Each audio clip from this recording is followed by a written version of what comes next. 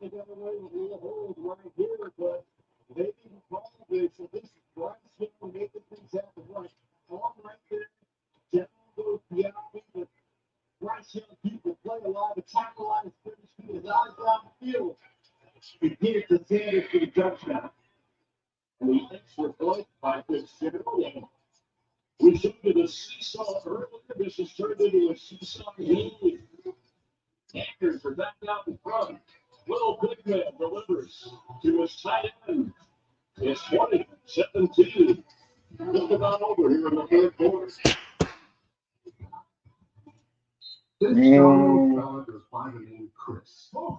going on with the Bucs, man? What's going on, man? They playing this thing super close to the best, man. What's happening, man? I've been wrapping Christmas presents and birthday presents, man. I'm trying to catch up, man. What's happening, man? Anybody know what's going on, man? What did I miss? What's going on? What did I miss? Catch me up. Catch me up. What did I miss? I look up the score 20-17. I thought the Bucs was going to win this, man.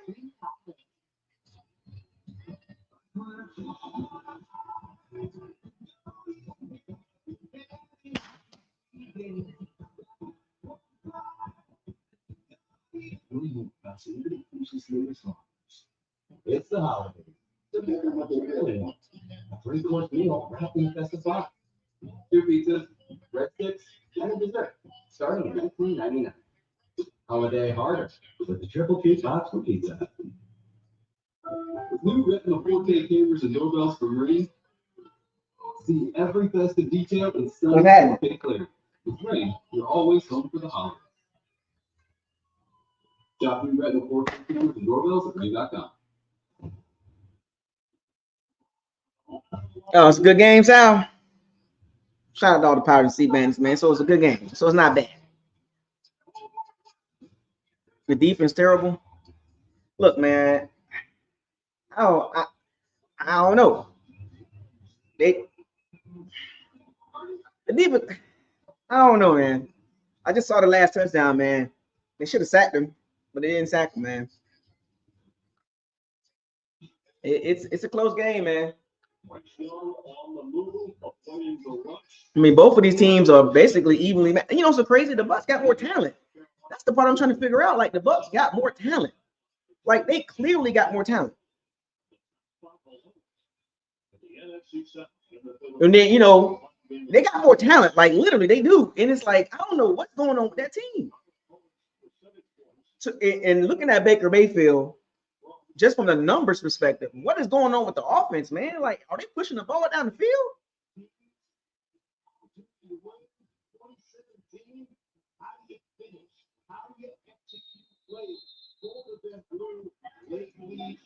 You mean to tell me the Bucs and Panthers are not that much separated?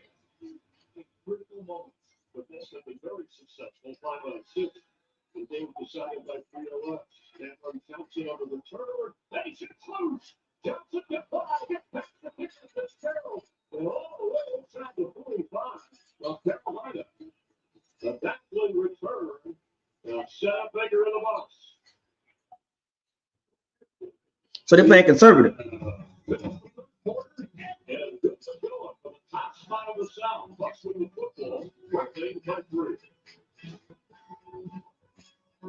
At Burger King, you write the rules of value. You go number 10, I make the match my way. Here's 7 tasty items. I mean, Carolina Panthers don't have a pass rush like that. So why they scared to push the ball down the field?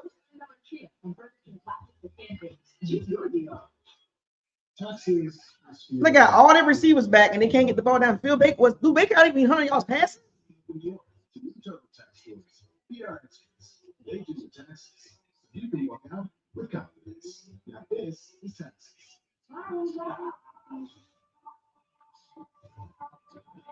100 yards passing? Look what Baker got like. What he got? How many passing yards he got? What's going on here? I would say this though: the Panthers are susceptible to the run. They can run the ball in the Panthers. I'm gonna be real with y'all. I did say that.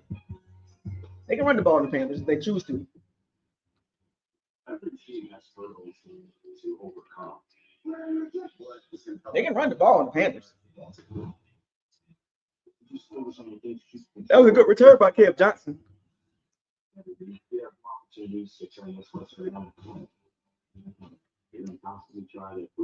60 yards pass. Oh my gosh.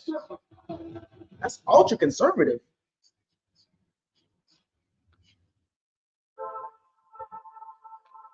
These players aren't just playing the game. They're building the future. You could tell the Bucs are like they're holding on bad. They like they'll win the game. I mean, I got the Bucs winning the game, but you could tell something wrong with that team, man.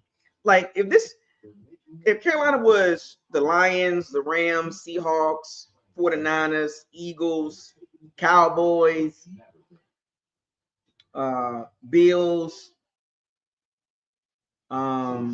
Patriots, even the Steelers, the Ravens, the Bengals with their off. Like if it was any one of those teams, I think the Bucs would be in big trouble. Like the team don't look, they don't look together. Like they'll win the game. Don't get me wrong, but this game, when they win this game, nobody should be jumping up and down.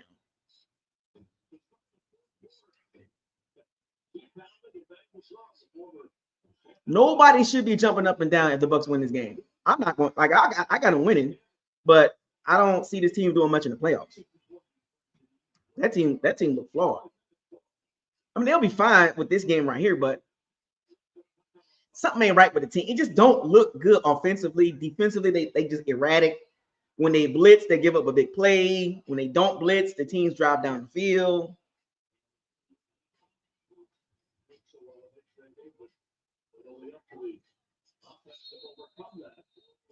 You gotta inject some life with the 60 yards passing.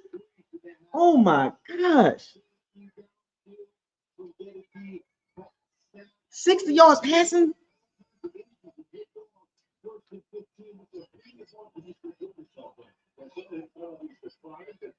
But that's the Panthers' strength, though. Their strength is the secondary.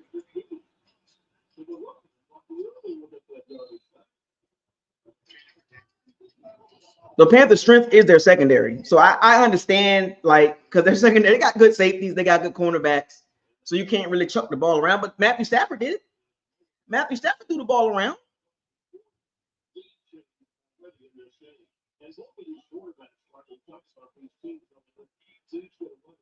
Like Matthew Stafford threw the ball around. Emeka ain't got no catches because I got him on my fantasy.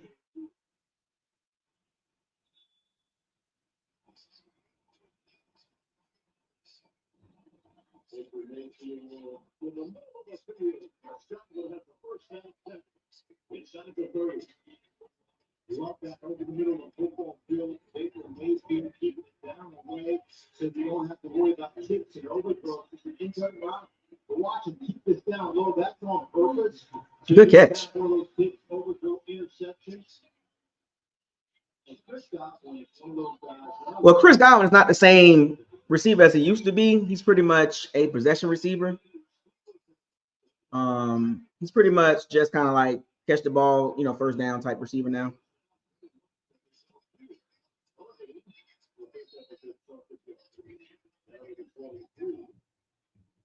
At this point, you know what I'm saying? But we win a lot of scrimmage. We're running the ball good, though. I would say that. Carolina Panthers' strength is their secondary. Their weakness is their front seven.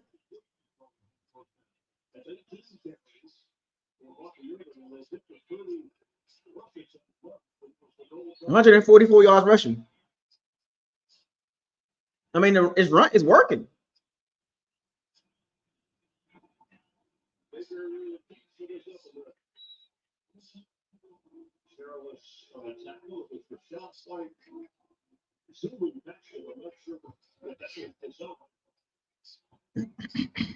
Panthers defense, their front seven not that good. They got Derek Brown, that's about it, and that rookie from Texas A&M. But their front seven is not that good. Their linebackers are not that good. Their secondary is a strength.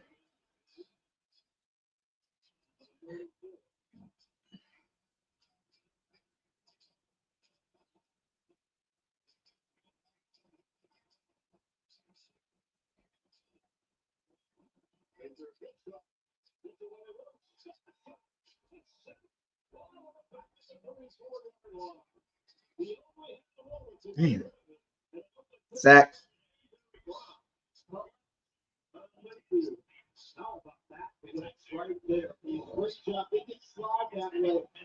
They did trips. They did trips. They came out of 13 personnel. They did trips left.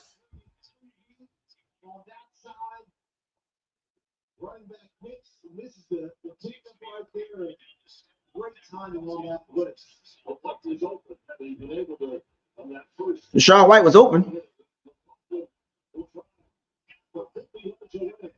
Rashad White was open.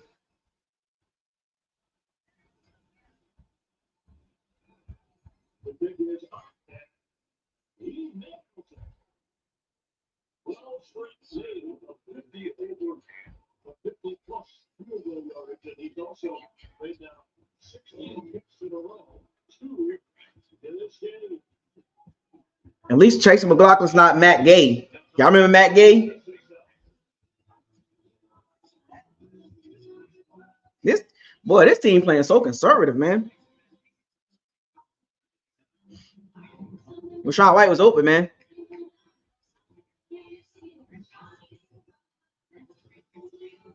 Yeah, Rashad White was open. You gotta see the field better though.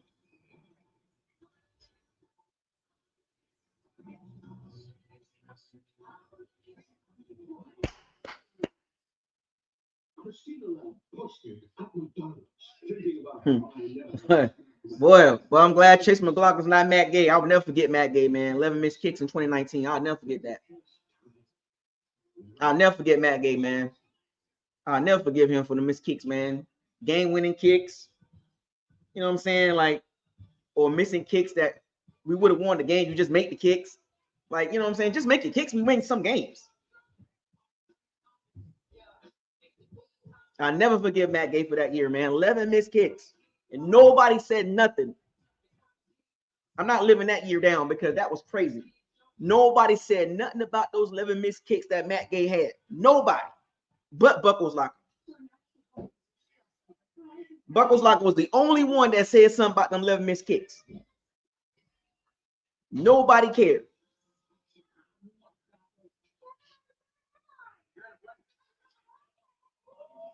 I mean, you got all your weapons. What's going on? How Mecca don't have any kicks?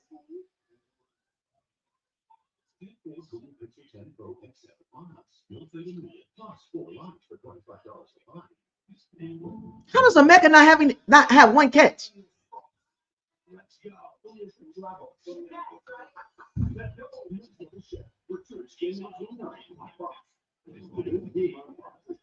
All right, I remember that big Bucs in 2019. The Giants game, the Atlanta game, and the Seahawks game. Should have won those games. Even with the turnovers, we should have won games with the turnovers. We still could have won 10 games. Nobody said nothing. So I'm glad we got Chase McLaughlin.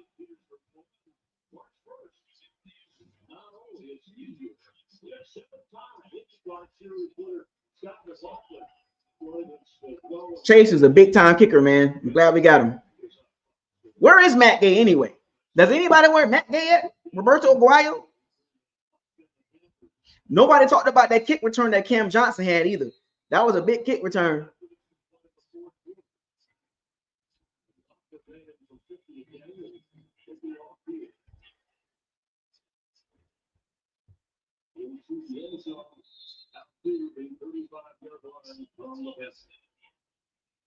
I find it hard to believe that these teams are evenly matched. You know what I'm saying? Like they evenly matched like that. There's no way the Panthers are equally matched with the Bucs. There's no way.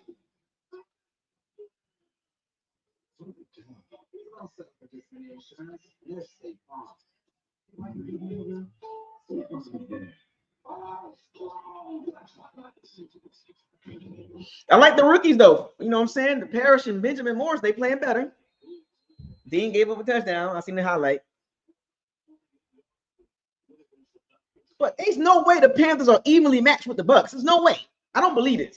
The Bucs got a better roster, a better GM, a better roster, and it's like struggling.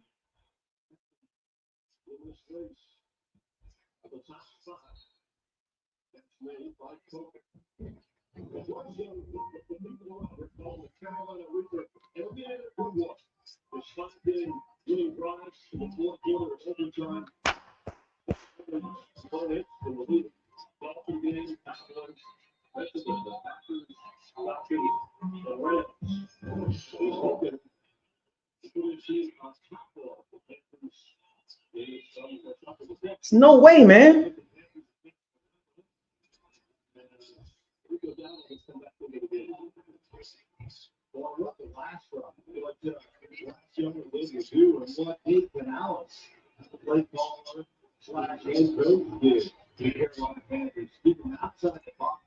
You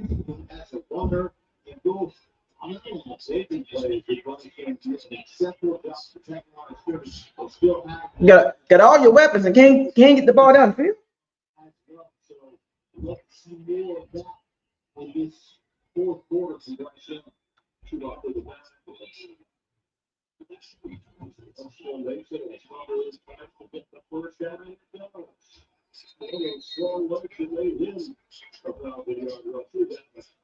It's gonna be a long drive.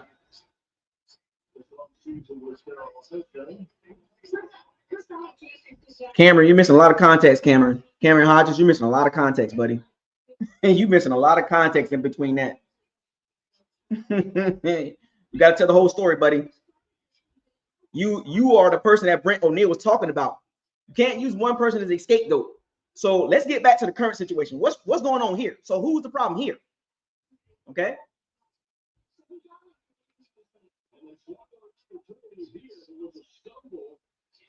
Sack, finally. A linebacker blitz. Yeah, this is one of the things that they're going to do. I mean, they're going to run this bam here, little linebacker right there, tearing down, running back. The coach is trying to pick that blitz up, and he was on him, on him so quickly. He wasn't a lot of opportunity. Big sack right there. Come on, Bucs defense.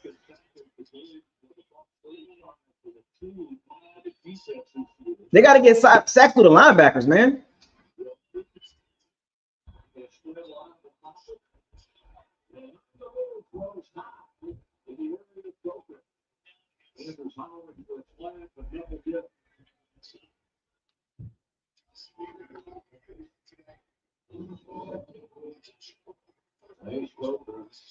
Check out the coverage. That's Harris on him. Even that outside leverage.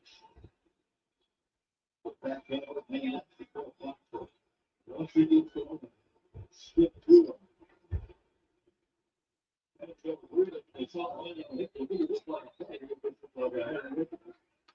Third and long. The Bucs will get the ball back.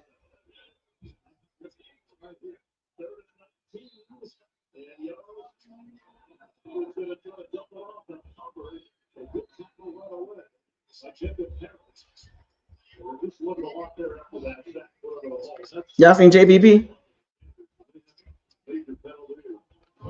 He was out there.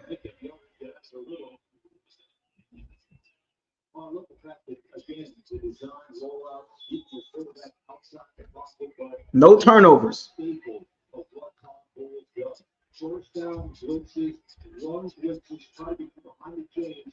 You know, I just don't see the Panthers paying Bryce Young a bunch of money.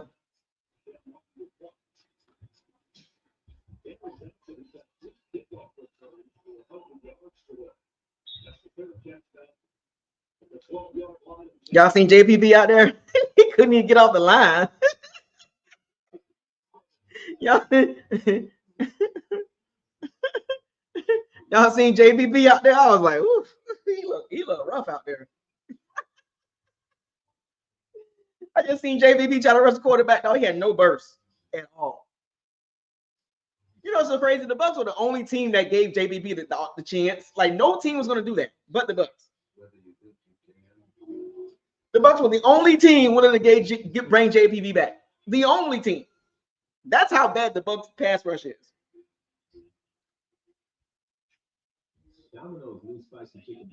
Think about that for a second. The Bucs were the only team willing to do that. It's embarrassing. So basically, Jason Light admitted that we don't have a pass rush. But instead of getting a younger guy, you go get a 37-year-old guy. What are we doing?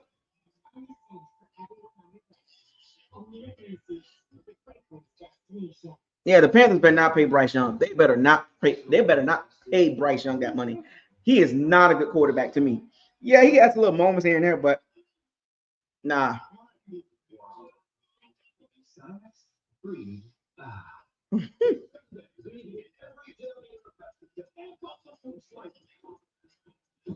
The only team willing to sign JPP was the Tampa Bay Bucs out of desperation.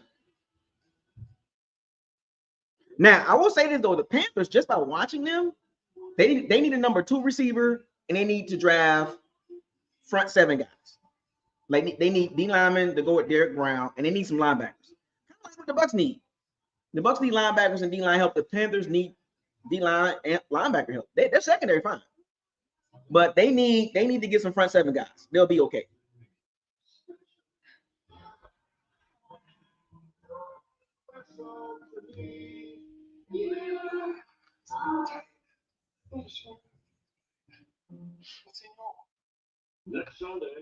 Yeah, the Panthers and the Bucs, they kind of need the same thing, except for the Bucs have a better offense. The Panthers need another receiver to go with Tech McMillan, and they need some front 7 help. And the Bucs need front 7 help. Secondary is okay. Look, I said this at the beginning of the season. The Bucs will win the division. The question is what are you going to do in the playoffs?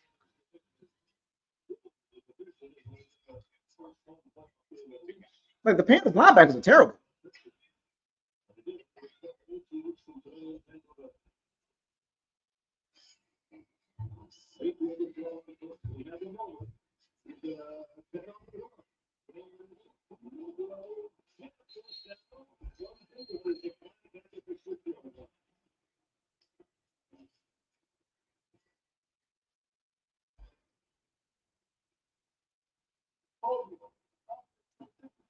Boy, Luke Gedeke, man, what's going on with Luke Gedeke?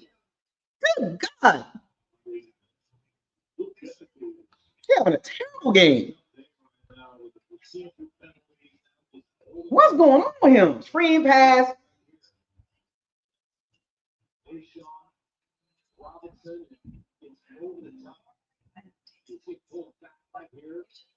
Dang, Gedeke.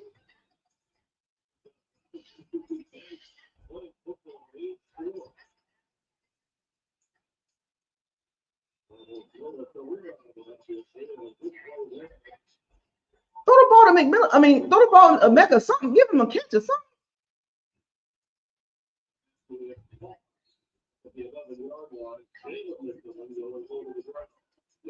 How is the Mecca don't have? How does the Mecca have not one catch? Can anybody explain that to me? One catch. You can't get the man a screen, a hitch route, a slam.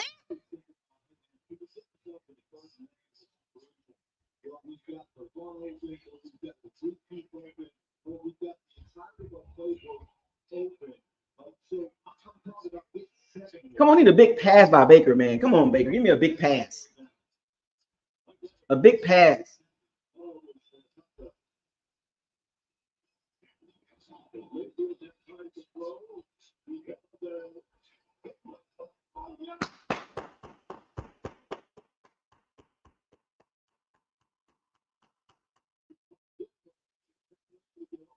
Finally, man. It was wide open.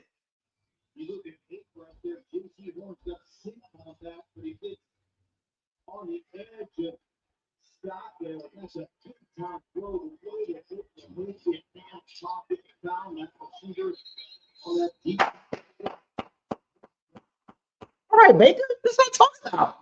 Get the ball to your guy.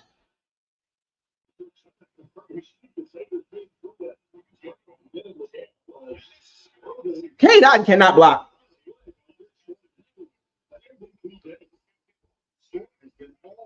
K-Dot is terrible at blocking, man.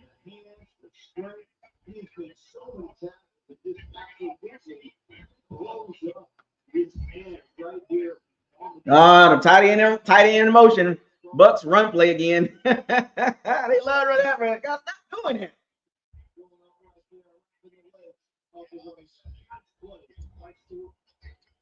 Come on, Baker. Another big throw, baby. Come on, Baker, man. Just give me this throw, man. We need a touchdown. I don't want no field goal.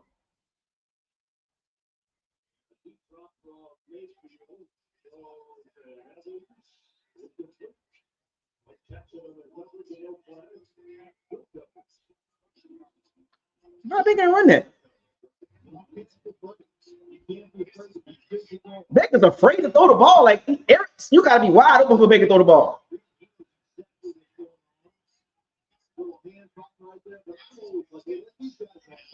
There ain't no flag. Stop asking for the flag, man. You play ball.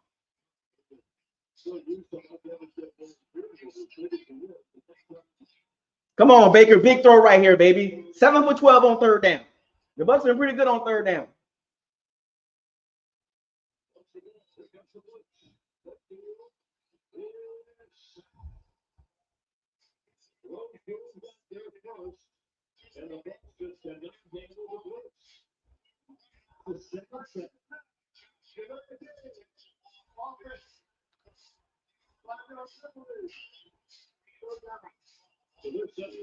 Well, Baker Mayfield be folding under the blitz, man.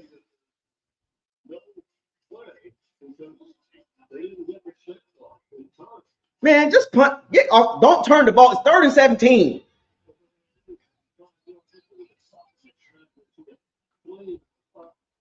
Third and 17. Watch the Bucs try to throw the ball down the field now. Don't throw the ball down the field. It's 3rd and 17. Get a screen pass. Get back in field goal range. Get back in field goal range.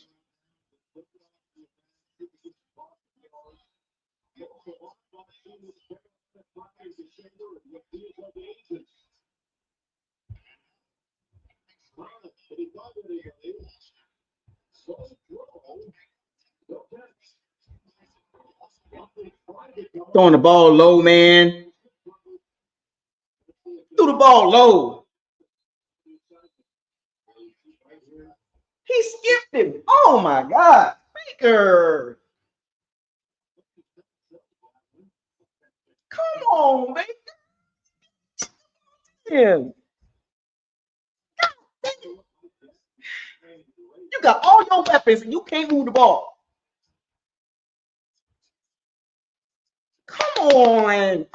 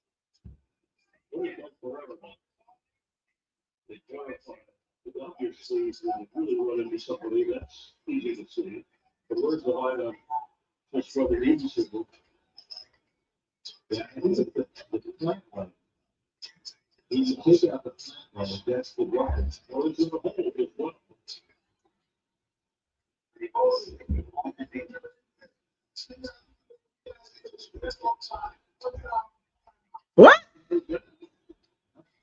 Holding?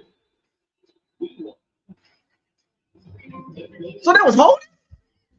Wait a minute. So they're not going to throw the flag on the running into the kicker? That should be offsetting. That should be offsetting, right? Oh, man. What kind of supposed to be running into a ref and that should be offsetting. Maybe that's the reason why he ran into the kicker. Maybe it was going to be blocked.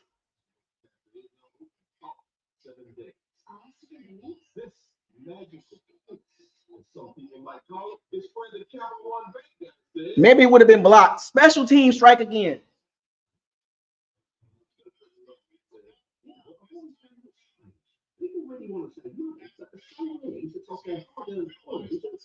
That should be offset, right? Am I tripping?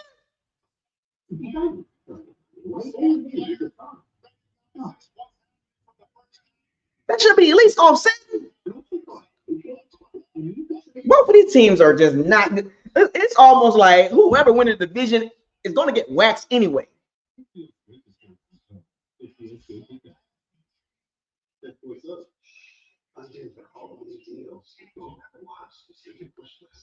Wish list now. That's why it has been doorbuster every Friday all season. Every Friday. Get new doorbusters every Friday all season long at Best Buy. Taco Bell's $5, $7, and $9 plus grocery stores to take you in. Don't make no sense. Chewy with your fingers in the $5 box. Be transported to more for $7. The Bucs are not playing inspiring footballs.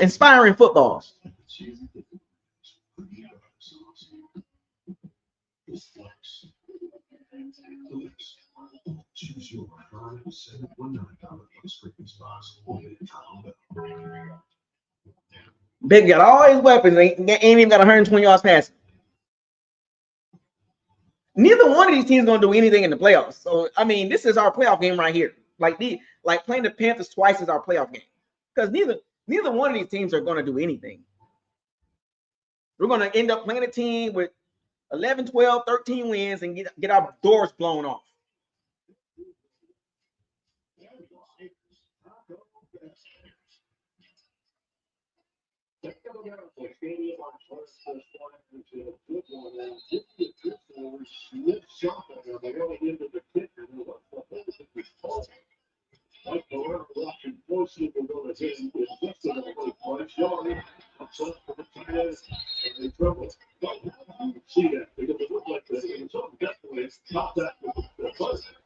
Yeah, clearly it was a hole, but I think when you fixate yourself watching the hole, maybe you miss that contact on the punter, but it is contact to the body. It's kind of kind of working right into the kicker. Now, if it would have blocked it, no, it made a difference because trees that are in our holding thing that have been sourced from the end of the play. So, Bucs special teams, man. that's what the play about what they're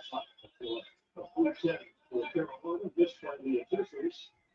And the problem that they did to Carolina last week that I mentioned with them. It's definitely the set for the second run away. Good set for great job by Logan Ball. Sniffing that out, understanding what they were doing, feeling the offensive line, trying to release, just follow it down. The Bucs gonna win the game, but God, were they struggling against the Panthers? Get down the line of scrimmage, go away the sack. Right on the edge of the receiver here on 3rd and 4. Okay, another one is showing that drop for the Panthers and the shot. Okay, both games for this 3-year career is not stopping a hit on the 8 seconds. One of the ball, just look at this.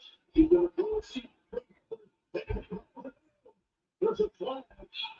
And it looked like there was a force or a shove over there.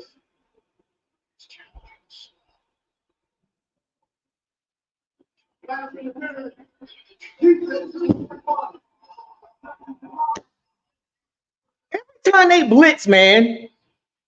Every time they do all this blitzing, man. Here on the edge, Tampa Bay bringing pressure, and there's hopefully making the big play. Like this is good. Every time. So weak between Bryce Young. Just look about this. At the end of the first half, they win. Every time they blitz, they get burned. So the next guy who's this time to get a vote.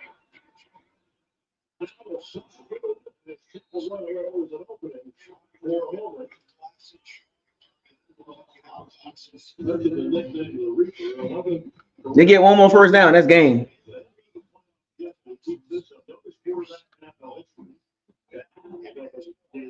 They get this first down, man. Every time the Bucs blitz, all out blitz, Bryce Young throws a go ball, a fade route.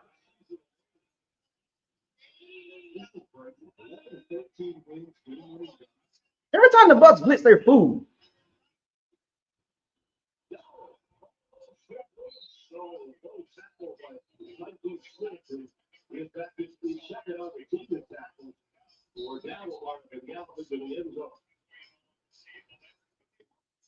Kaki Smith said a touchdown.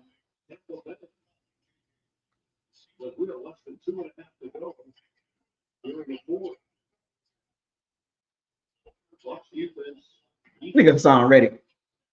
Hassan Reddick. Get your butt off the field, man. Get your butt off the field. $14 million. He ain't even hurt. They just told him to go down.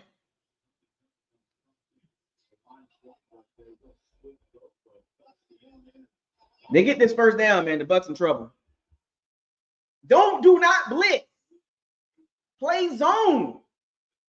Because your blitz is not working.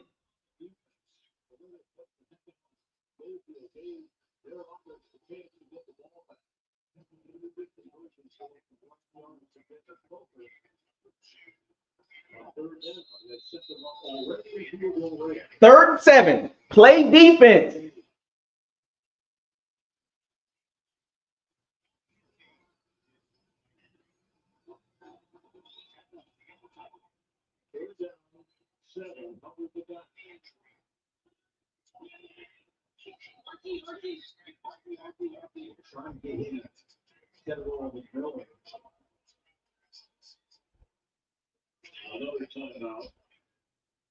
Wait a minute, why?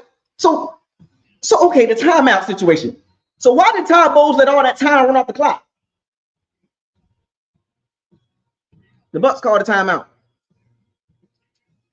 It was like 2 minutes and 30-something seconds. If you're gonna call the timeout, call it at 2 minutes and 30-something seconds.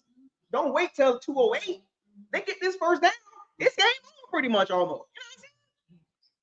You know what I'm saying? Well, it's not game over, but the Bucs will pull this out, but it's just weird, man.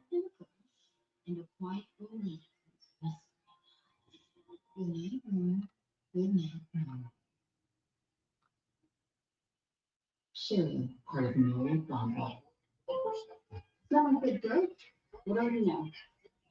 Woes. If you find a lower price on the same item, they match it at the lowest price guarantee. And they do next day delivery. Why he didn't call timeout early to save more time on the clock?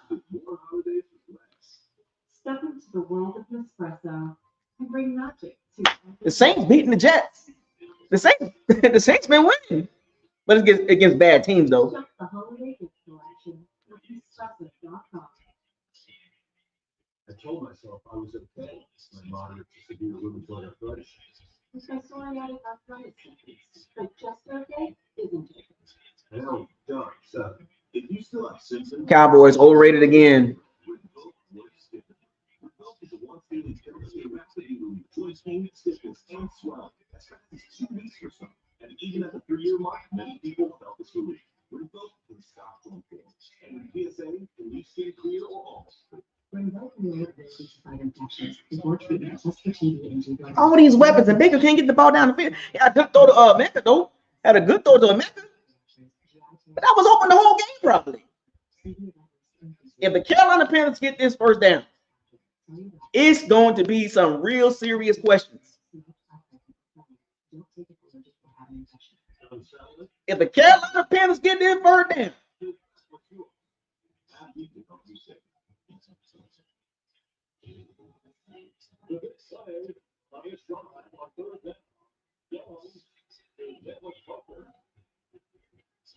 For a first down at 7 them up, down around the 30-yard line. Only second down to the game. And Bryce Young throws for over 190 yards today. Already has a couple of touchdowns. In this situation, already the team going to lose will need 7 for a first down. I think the Bucs gonna win the game, but man. Or they added the time back. I was like, what are they doing?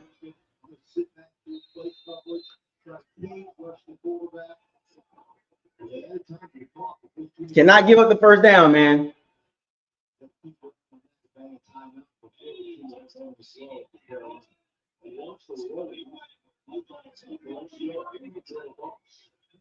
Third and 7.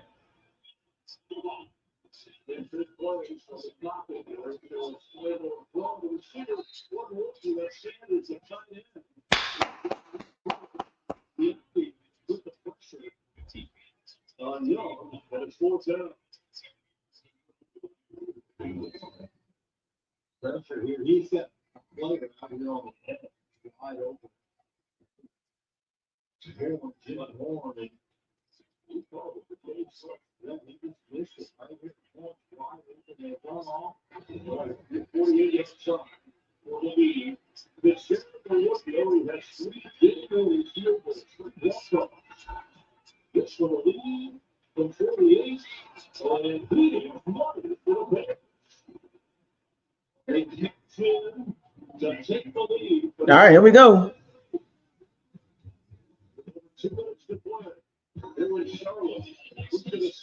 Yeah, Jimmy Horn open too. But Bryce Young be panicking though. Yeah, Jimmy Horn, if you dumped it off, that'd have been first down.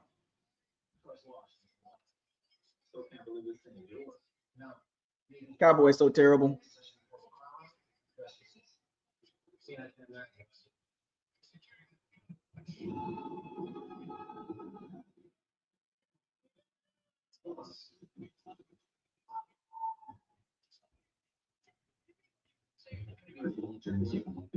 All right, here we go. Touchdown Bucs. 8 and 7. We about this thing.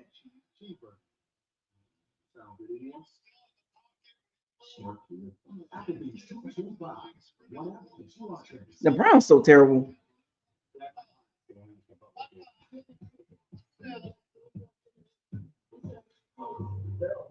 They line terrible. They ring up last year. They talk about last year. The Browns so terrible.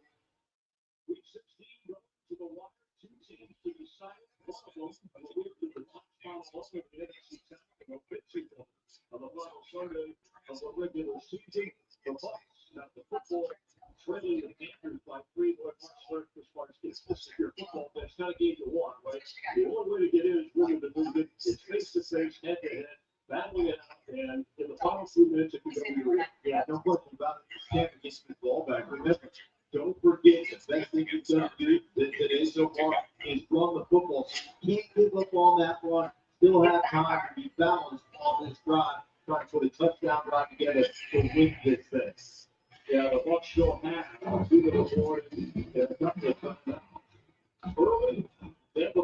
Yeah, the Panthers' strength is their secondary.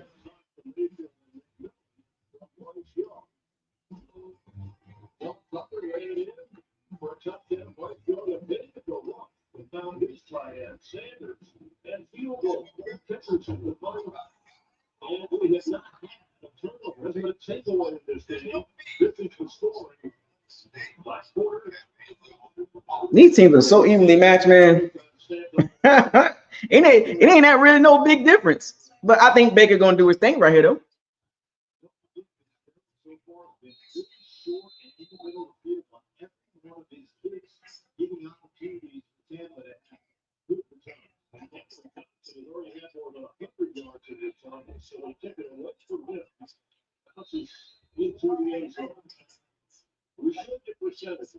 All right, here we go.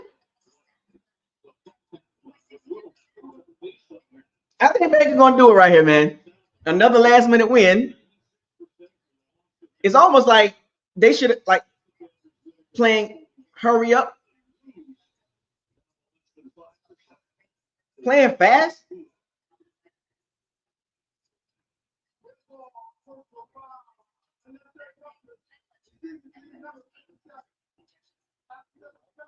Oh my special teams again.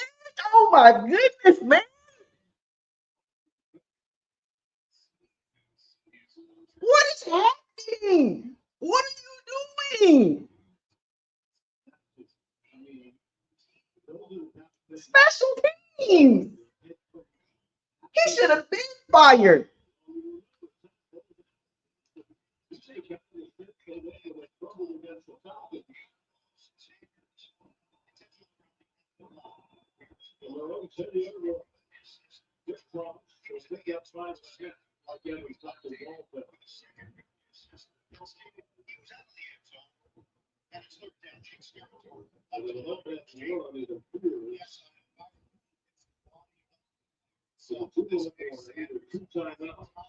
Oh, special teams, man. Oh man, dog. Did y'all know?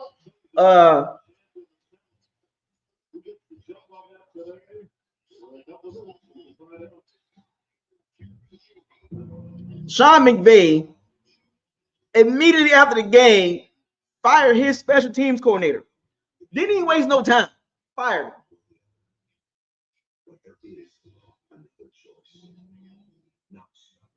Until you have everything in the GMC Sierra. There's a GMC Holiday. Get a total value of over 11,700 from the Sierra 1500 model when you trade in an eligible vehicle. That's 20% below MSRP.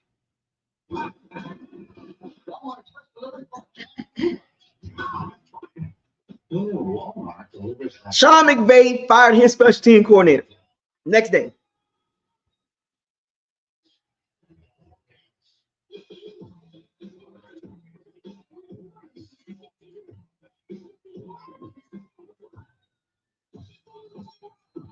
Short on nothing.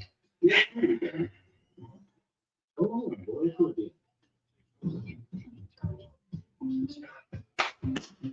Look, after this game, man, we got a little conversation, man. I'm too confident about this team in the playoffs, man. Remember I said NFC Championship with Bucs? I just don't see them going to the NFC Championship, though. I just don't see it. Like, not like this. Unless something just click this drive right here, and after this drive, they move on and they beat the Dolphins and they come back and beat the Panthers again. That'd be great. But the Bucs cannot lose this game, man. Cannot lose this game. Baker Mayfield gonna give us a big run. A scramble. Watch.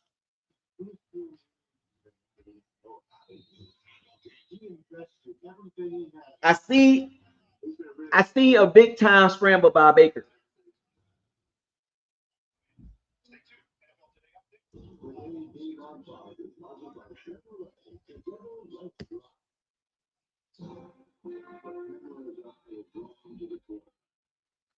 I'm telling y'all what Baker gonna do, man. He gonna give us that big time run, that scramble.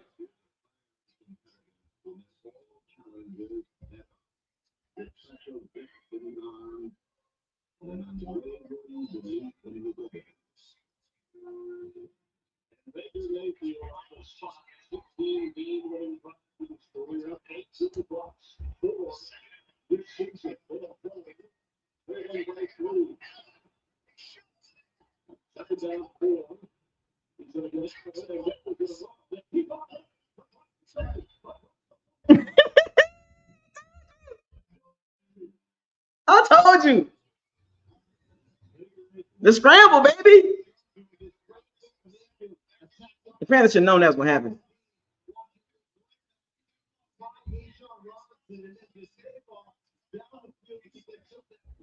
I told you. Scramble. That's what he do.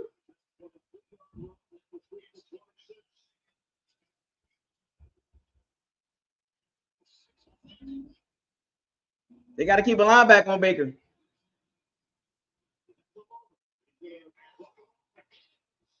Oh my gosh. That would have been intercepted, boy. He threw it behind him.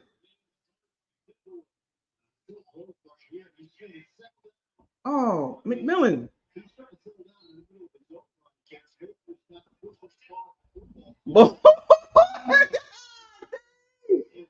See, Carolina don't know. Carolina don't know that Baker likes to scramble up the middle. Carolina don't know that. Other teams do, but Carolina's so bad. Carolina defense don't understand how to work.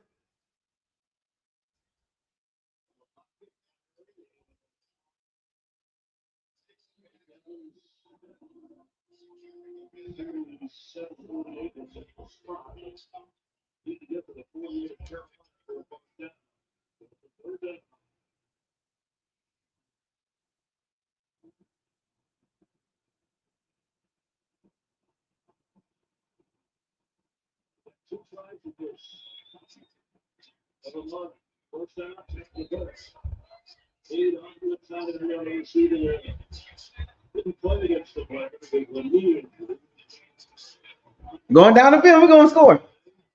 The touchdown, baby. Go get this dub.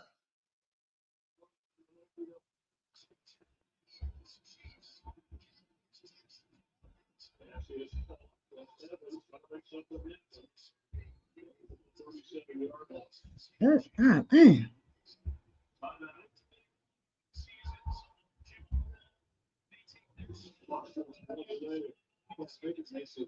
Baker's not throwing that ball down the field, dog. He is not throwing that ball down the field.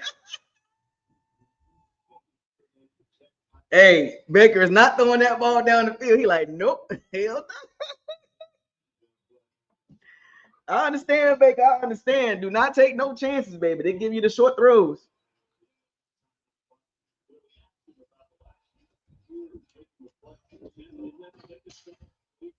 Don't get this dub, baby.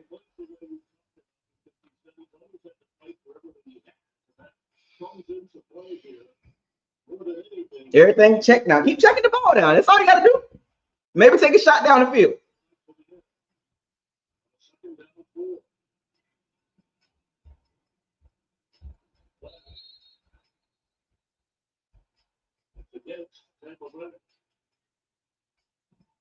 Yeah, they're gonna like Baker. Just check the ball down. They're gonna give you the check down, Baker.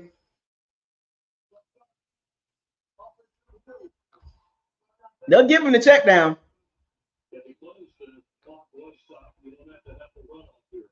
Take the check down. You know what I'm saying? They don't give you the easy throws. Don't force the ball. Please, Baker Mayfield. Do not force the ball.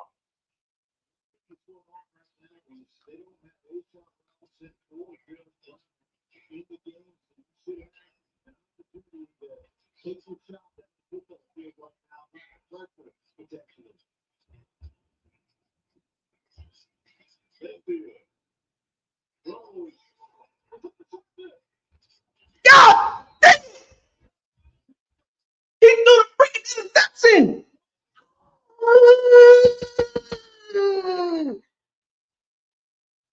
He threw the freaking interception. He threw it.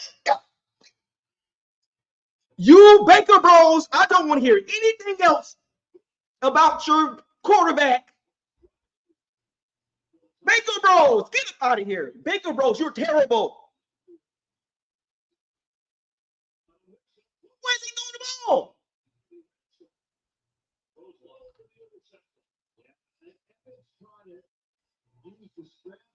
Baker Bros, front and center right now. Baker Bros, front and center right now. I want you, Baker Bros, right now. Defend your guy. You defend all your. He got better weapons than Brady, Winston. He got better weapons than both of those. He can't do anything. Front and center.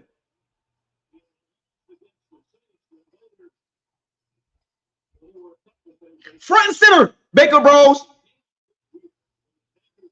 Front and center. How can you not be more productive than Brady and Winston with all your weapons?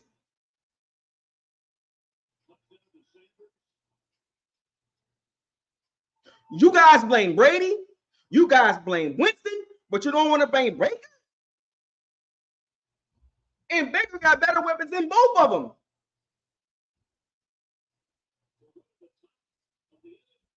Baker Mayfield guy, Mike Evans, Chris Godwin, Emeka, AJ McMillan. Don't play with me. Don't play with me.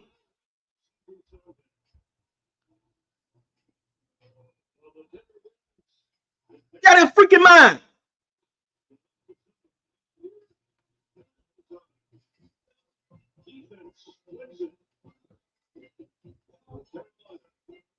Baker Bros right now. Baker Bros front and center right now. Get up here right now. You guys clown Brady for the 8 and 9 season. You clown Brady in the playoffs. You clown Winston for the 30 for 30. You ain't gonna say nothing about this? Baker Bros front and center right now. You mean to tell me you can't be productive with that weapon? You can't be productive with that? Right now, Baker Bros, right now. Who wants to be the first in the locker room to speak your piece on this game? I didn't even see the whole game. I want to hear it. Do not tell me anything about Baker Mayfield for the next week.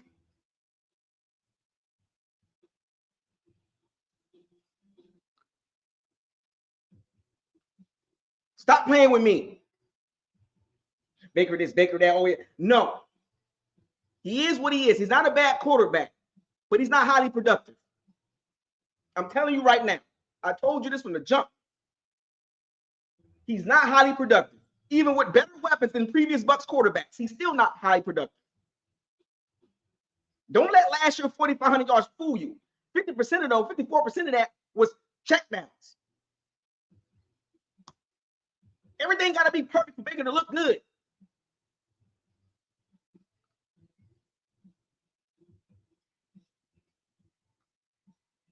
Can't even, I'm not even mad at Baker. It's just the fact that he's in that situation because I got to go beyond Baker. I got to go to Josh Gazard. I got to go to Ty Bowles playing conservative. I got to go beyond Baker Mayfield. I can be upset with Baker. I ain't even tripping on him. I'm a back on Baker because the coaches put this team in a terrible situation. And I'm former military, and I always start at the top.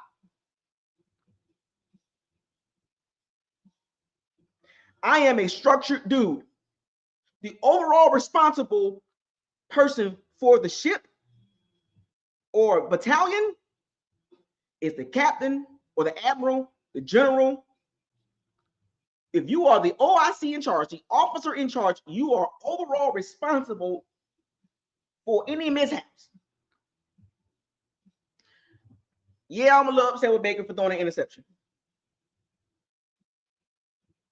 But structure always make me go back and think. I'm not even going to get on Baker. The game plan was clear to see that it was running the ball. They're going to run the ball. That was the game plan. That was the game plan. I understood the game plan. Cut the emotions out. Understand the game plan. Carolina Panthers susceptible to the run. The Bucs ran the ball well.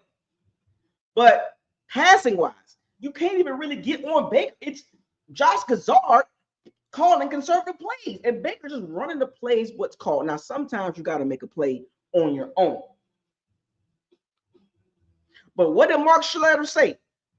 You got 2 timeouts. Don't give up on the run. You can still run the ball. What did the Bucs do? You had 2 timeouts.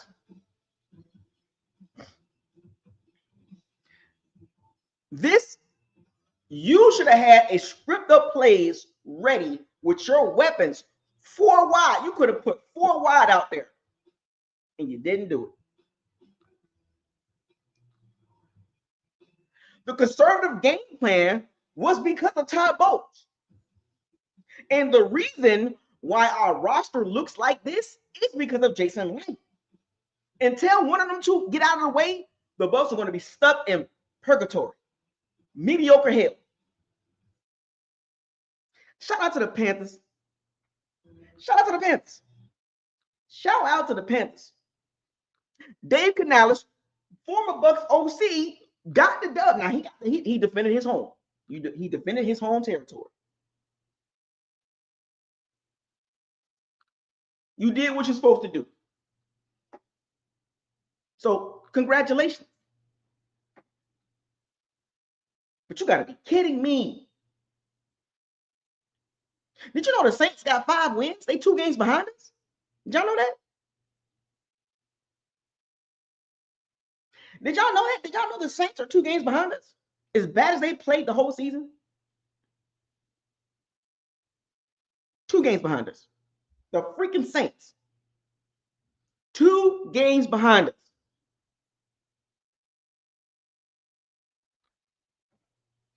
The Falcons about to be 1 game behind us. Despite they've been playing terrible. If they win that game today, they're 1 game behind us.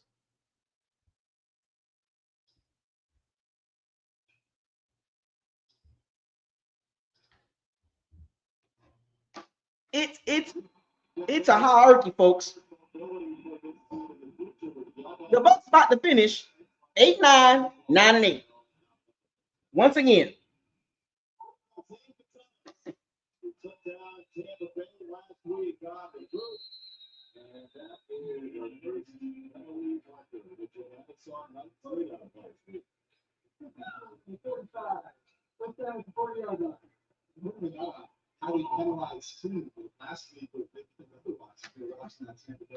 Special teams with the poor, like the team is not coached well.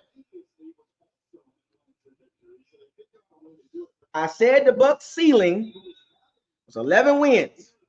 The floor 8-9, 10-6. 10-7. Where we at now? Another 9-8 season or 8-9 season? We're stuck in purgatory.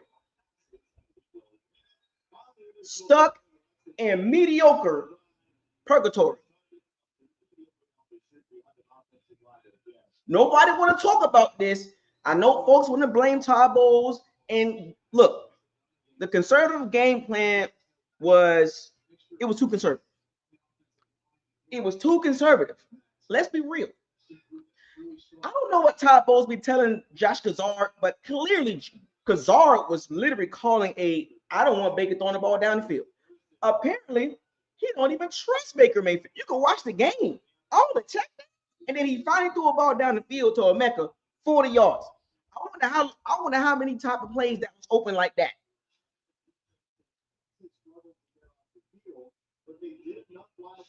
This current regime, you will not see Super Bowl. I'm gonna let y'all know off the top, you will not see the Super Bowl with Jason Light, Todd Bowles, and Baker Mayfield running the show. I don't give a damn what you Baker Bros say, and you Jason Light defenders. I don't care what you say with that structure. You're not going to the Super Bowl. You're not going to the Super Bowl.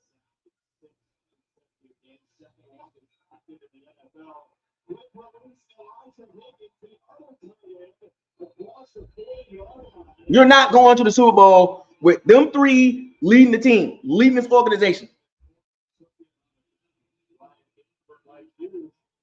Mike Evans wasn't really getting no catches for a long period of time. Omega got one big catch. J Mack wouldn't get down the field. Chris Godwin was basically a check down merchant. What is going on here?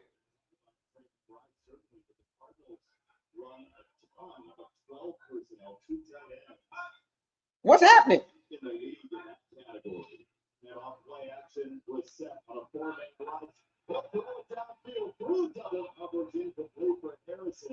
Looking for what would have been one of their longest scores of the year. They don't have I mean, how did you not move the ball with all those weapons?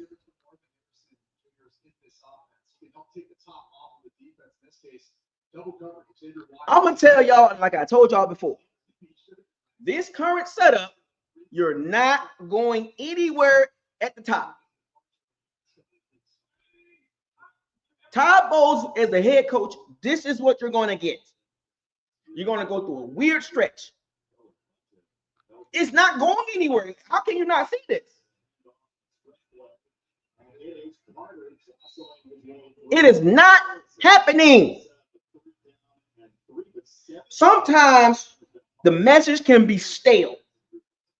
All the running it back and bringing JPP back and drafting mediocre picks and all that. At some point, you're going to get stuck. And the Bucs right now are stuck. And the defense didn't even play back. They didn't play good in certain spots. But they keep losing games. So what's the record in the last 8 games?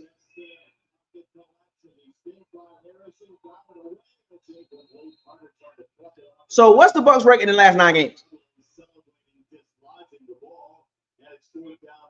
The last 9 games, what's the Bucs record? Okay, go.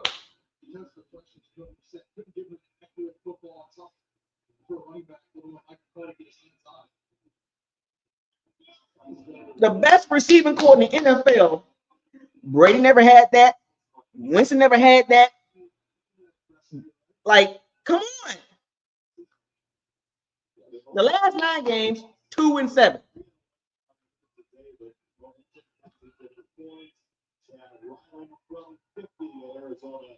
Was Tom Brady weapons better than this? Was Tom Brady weapons and O-line better than this? Imagine we got a Super Bowl. Is Jameis Winston's weapons and O-line better than this?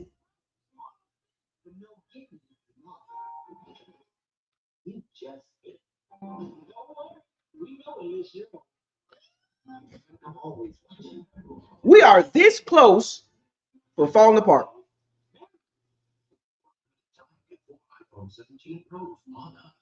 Tom Brady and Jameis Winston never had weapons on O-line like this.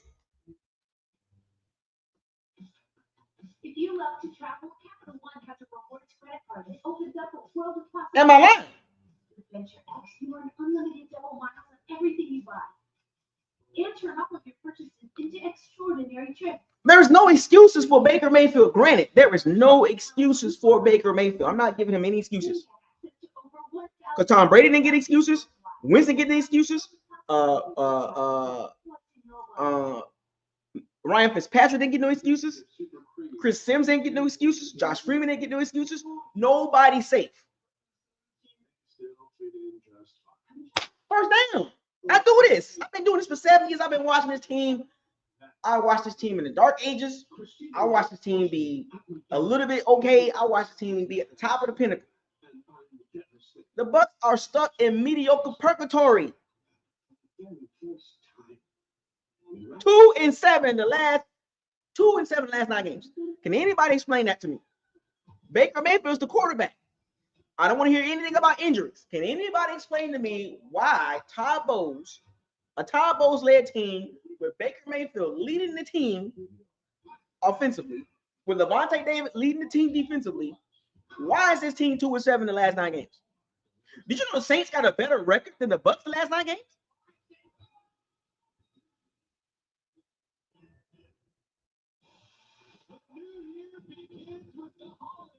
Did you know the Saints got a better record than the Bucs the last 9 games?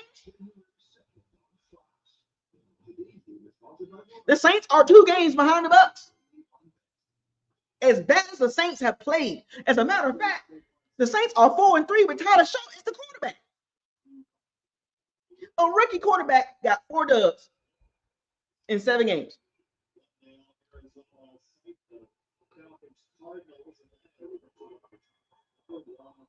First down. I don't want to hear it.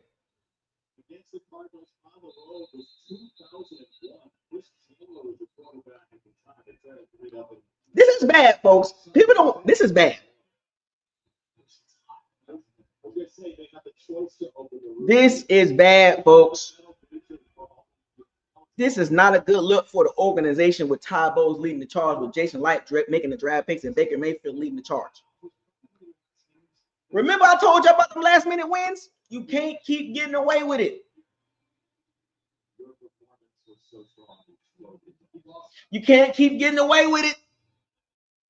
It was all fine and dandy when you're 5-1. 5-1. Last dog. Thank you, Baker Mayfield. Thank you, Emeka Egbuka, early in the season. If they didn't come through at the beginning of that season, the Bucs will be top 5 pick. People don't understand. Shout out to Baker Mayfield. Shout out to Emeka Egbuka. I know they've been catching a lot of heat. Emeka with the drops, Baker with the bad play and all that, playing injured, whatever. If it wasn't for those 2 guys, I think we'll have about 3 wins.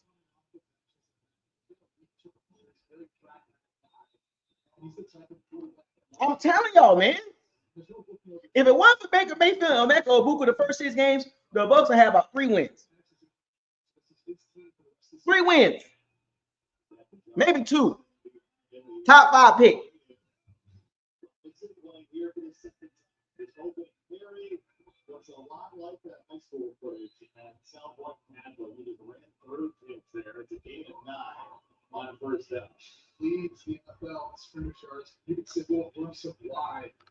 Last 6 games, Baker Mayfield with the weapons. Let that sink in, folks. Look, I wouldn't even care about the interception if he was putting up points. I wouldn't even care. But the fact that you're doing all that and putting no points up, First down.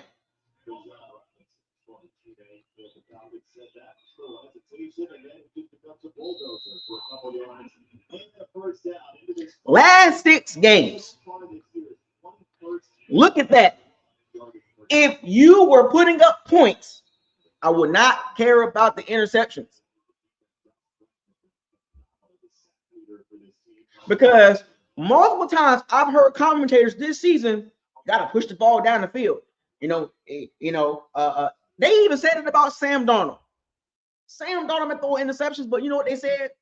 Look, keep pushing the ball down. It comes with the territory.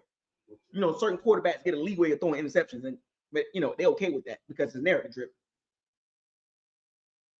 If you're scoring points, Matthew Stafford threw 17 touchdowns and won a Super Bowl. 17 interceptions. Kurt Warner threw 22 interceptions and won a Super Bowl.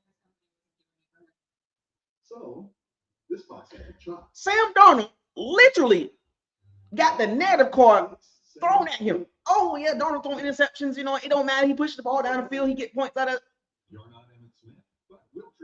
7 touchdowns, 6 interceptions. You're not scoring any points. That's unacceptable. That's a double whammy. Breaking those DB's ankles is not very nice. That's a double whammy. Santa proves that sideline swagger. If Baker gave me 17 touchdowns and 9 interceptions, but you're putting up points and we winning games, I wouldn't complain. Because you're winning the games. Or you're doing what you're supposed to do. But when you're playing captain check down and conservative and you lose the game, that makes it even worse. You're not even trying to win the game. He missed a couple guys that were open. You can't give me this stat right here and be losing games.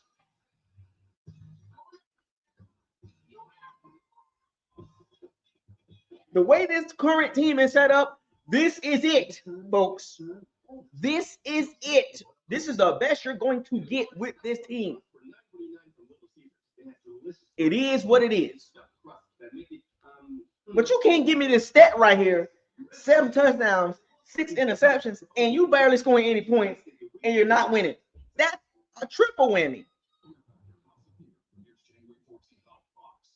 You can't do that. Look, there's quarterbacks that's turning the ball. I get it. But if you're putting up points, because Sam Darnold turning the ball over, but he winning because he's pushing the ball down the field.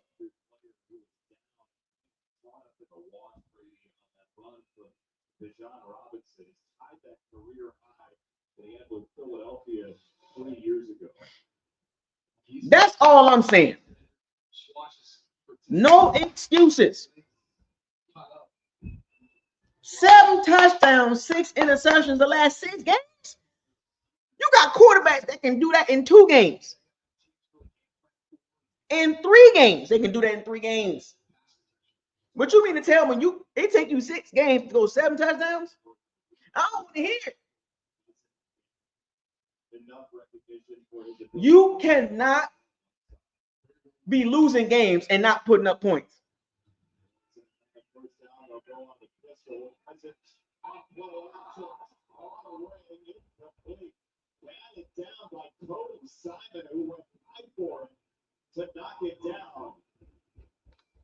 One of the many rookies, what play by 2 and 7 in the last 9 games. middle defense. Going to drop deep in zone coverage, reading the eyes of Kirk Cousins. Just enough to get a ball on the football. 4 starters on defense for this Arizona Cardinals defense for rookies. That's a lot of these young men. 4th round pick this year. 145 yards, 1 touchdown, 1 pick. He has some good scrambles though. For Atlanta. I won in 3 games this year.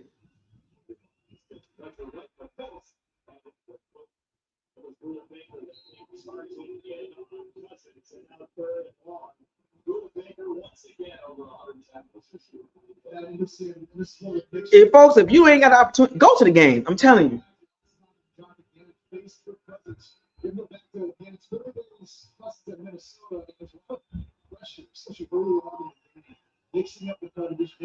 Stop playing with me.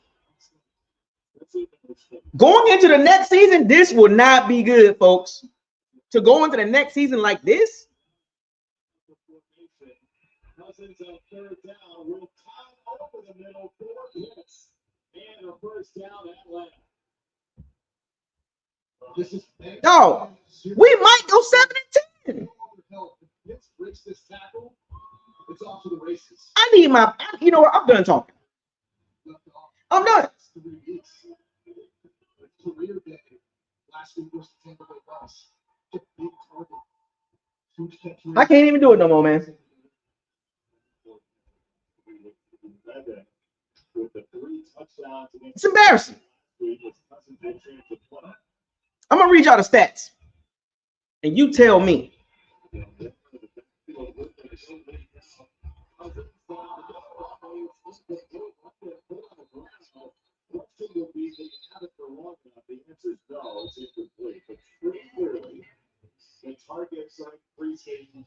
Baker, 18 for 26, 145, 5.5 yards per throw, per catch, 1 touchdown, 1 interception, quarterback rating 79. Took 2 sacks. Bucky Irvin, 19 carries, 71 yards.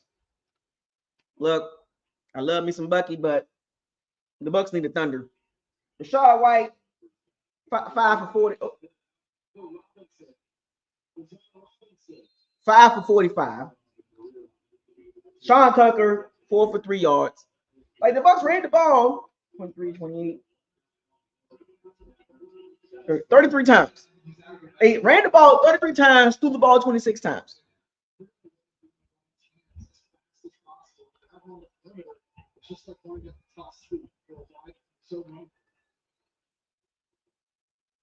Emeka, 1 catch for 40 yards.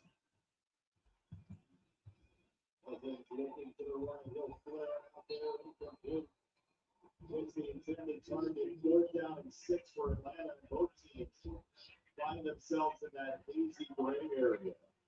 Or go for it. Mike Evans, 5 catches for 31 yards. 10 targets. Godwin, 5 catches for 30 yards. That ain't it, man. $20 million, that ain't it, bro. 10 targets. Chris Godwin got 10 targets, 5 catches for 30 yards. I love Mr. Chris Godwin. I got his jersey.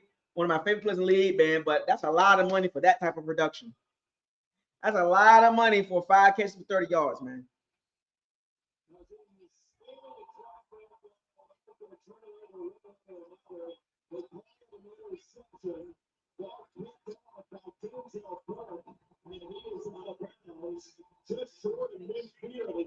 That's a lot of money for 5 catches for 30 yards. The Bucs literally paid for a check down merchant, $20 million, $20+ million. They gave Chris Godwin a loyalty contract, a mercy contract.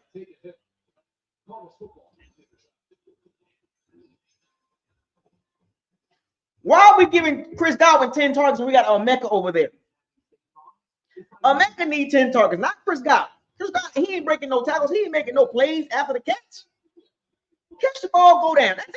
First down, 3rd and 4. Chris Godwin, first down, 5 yards. That's it. That's what he does. That money went to Chris Godwin, and he drafted Emeka. That's basically 2 resources. That's money and a draft pick and a receiving corps. And yet your defense is an issue.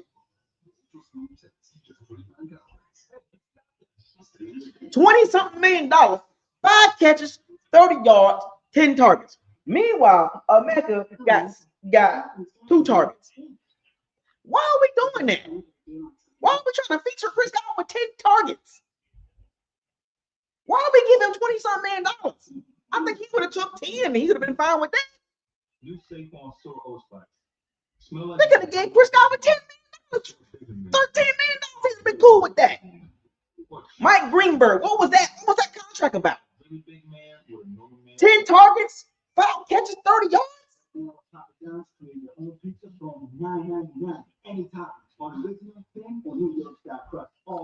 $14.99. Usually it features no artificial flavor. Come on now, Sal. You talking about so Mecca wasn't get open. So if he not getting open, then what does that say about Jason Light making his pick in the first round? This was a topic of discussion. Was that the right pick in the first round? Because the last the last 7 weeks of Mecca has been irrelevant. J-Mac and Mecca should be getting more targets than Chris Godwin. What are we doing with Chris Godwin? J-Mac with 3 targets. What happened? Why do we bring Chris Godwin back and try to make like what was the point of that? You trust the Mecca and been fine. Chris Godwin's not making a big difference.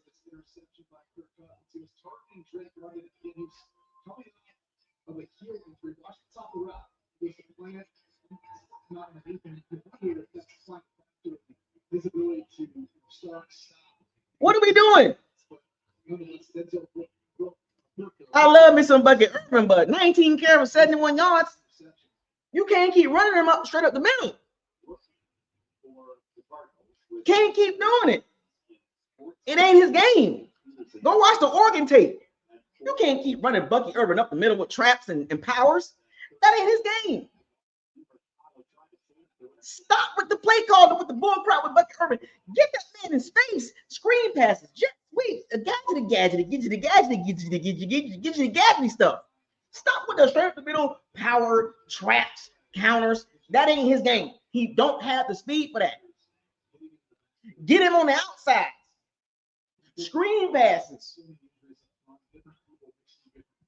Little jet sweeps, little screen passes, stuff like that. Little toss plays. Get him in open space because running him up in there against them big dudes, he gonna have a lot of games like that.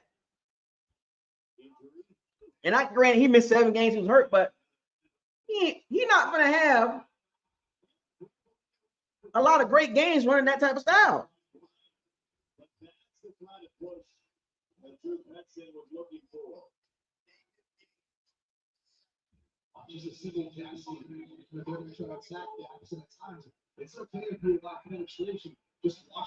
All I'm saying is that's not the running style that's designed for Bucky Irvin, man.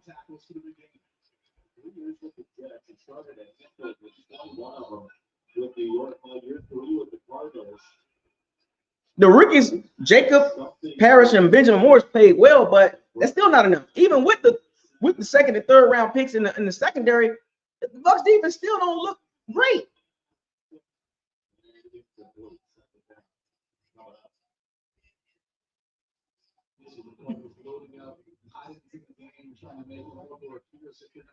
Lifetime of treat. That's what I'm talking about. D Kane. Stupid contract. The Chris Godwin contract stupid. You could have still signed him for a whole lot less. That's a stupid lifetime contract. Nothing against Chris Godwin, but that contract is stupid right now. And on top of that, a first-round receiver. It's stupid. All this money into the receiving corps, and look where we at. All that money in that draft capital should have went to the front 7. The Bucs got a blitz to get sacks, and every time they blitz, food in my Sal voice. Food. The Bucs ain't got enough mean players on defense. Too quiet, nobody crunk. But you look at the killer of the Panthers defense, they get crunk. I'm sick of this.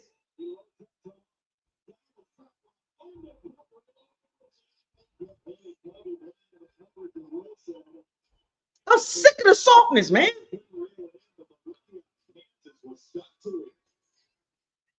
This is tight coverage. You play opposite of AJ Terrell, you're going to get a lot of targets. Watch this catch, brother. Wilson locked it around. You see the ball come out before the questions, did the ball hit the ground before it bounces on the Piper Wilson's chest? I think this is a catch. I think that's a touchdown. It looked like they were running around. That's a ball. He might have caught that. Did Christmas come early for Michael Wilson? And every other holiday. While you're at it. Watch this, coach. I'm just saying. Lifetime achievement contracts. I don't want to see Vita get none of that. Do not give Vita no contract.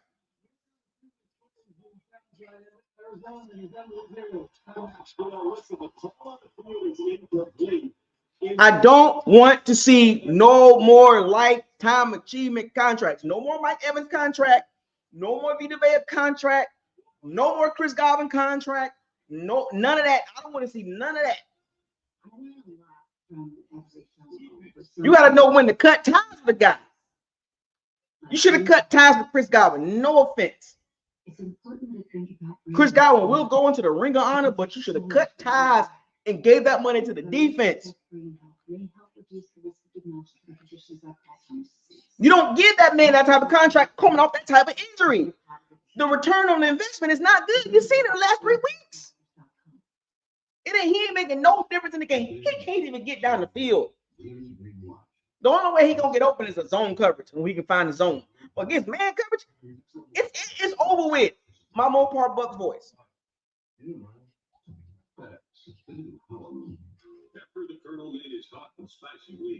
I love quoting my Pirate and Sea man. You know, Sal got a good quote. You know what I'm saying? Mopar Buck got good quotes.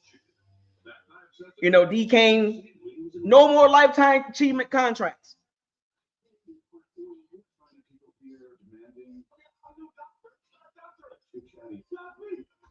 No more running it back, bringing JPP back. You saw JPP out there. They total embarrassment. That man had no business out there at 37 years old. It's over with. Mopar Buck voice. Had no business.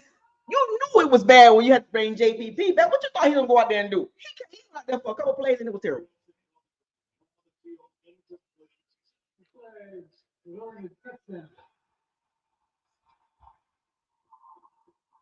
Stop playing with me.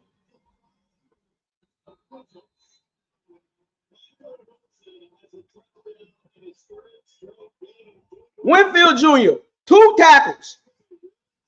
$96 million safety, top 5 safety. I don't even think he's top 10 anymore.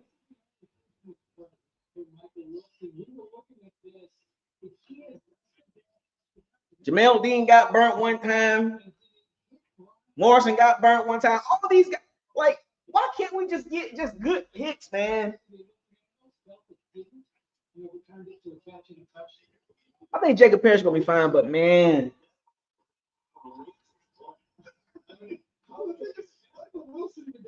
Chris Braswell, 1 tackle. This is the first time in his football life that he's had a touchdown. Braswell, 1 tackle. Is it me or Winfield Jr. has been trending down every year? Winfield Jr. peaked and he's been trending down. No big plays from him. Like, what's going on? Man, Winfield Jr. is known to give us some big plays, but he ain't been doing jack. Oh, by the way, the Falcons are losing. If the Falcons win this game, they'll be 1 game behind us. Did y'all know that?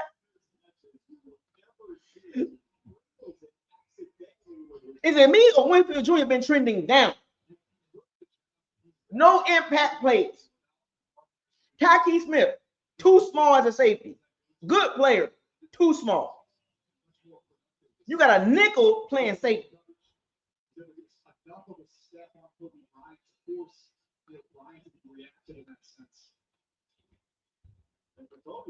Logan Hall had 4 tackles, so he played an okay game. He had some couple plays here and there.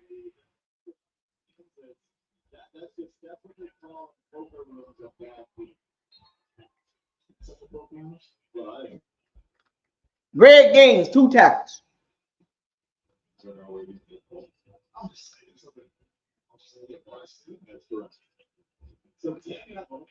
Hassan Reddick, 3 tackles. That's $14 million. 20-something million to Chris Godwin, 14 to Hassan Reddick. You drafted Emeka in the first round. You got Logan Hall and Chris Bradway. That's not going to better the team.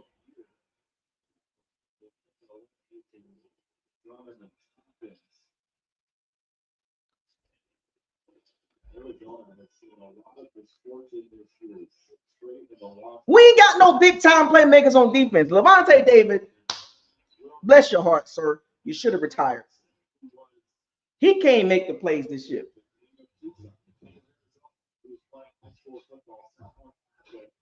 The arrow is not the point I'm trying to make, folks, defensively. The arrow is not trending up. This is mediocre at best. You're not going anywhere major with the current setup. Why nobody don't want to admit that? Why am I the only one that thinks this team has reached its peak? He is a tailback on a first down with Mooney in motion. They will get it. And Robinson changing direction, trying to bounce outside the Bucs. He is out of bounds. There's no way that should be. Why can't anybody? Why am I the only one that thinks like this? Am I the only one think that this team currently set up has reached its peak? Literally overachieved. You're not going anywhere like this.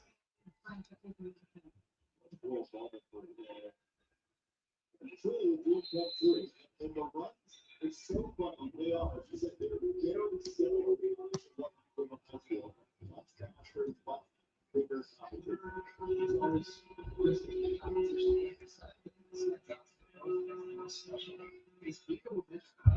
Top speed and only got 2 or 3 steps. And it's incredible watching on film how explosive he is and how quickly he gets up in the top speed. We're in attendance. Right down to the tailback. That's London in motion. Matched up with the rookie Will Johnson. And Johnson left the cushion for a London first down at the 50.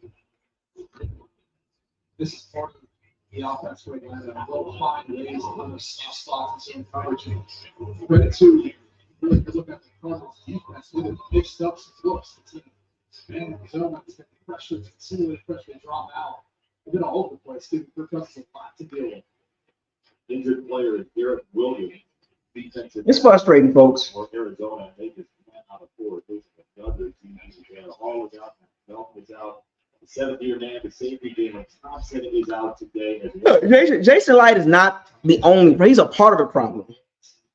I think a lot of Bucs fans don't want to admit it. Like, I don't mention other podcasts or channels on my page, but I'm not going to say no names. Y'all know who I'm talking about. Some of them channels and those podcasts, they be capping, man. They be capping, man. You can tell. They be capping. They don't want to tell the truth, man. They know who I am. Trust me. They don't want to tell the truth. Still can't believe this thing is yours. No. Meaning federal credit union gave me such a photo car. Jason Light is part of the problem.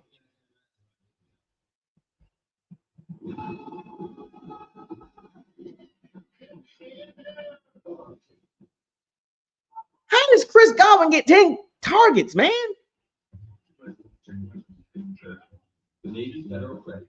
I'm trying to. Anybody explain that part? George, you know who I'm talking about. Captain Hard too. I don't watch none of they. I don't watch none of their stuff they talk about. I don't follow them. I don't watch none of their videos. But I hear comments in the comment section on Facebook and even in my comment section and some of the other podcast channels. Be capping. Capping. Y'all know the names. Y'all know who they are.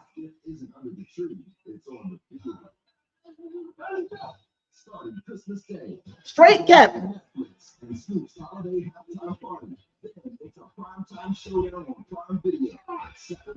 Baker Mayfield got outplayed by Bryce Young, who I don't think much of. The Panthers didn't even run the ball well.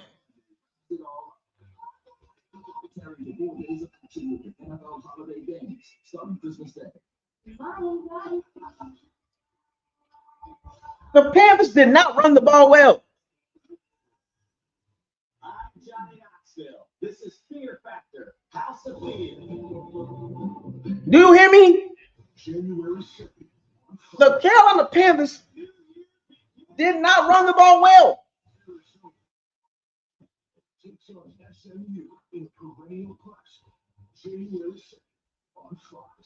GM safe.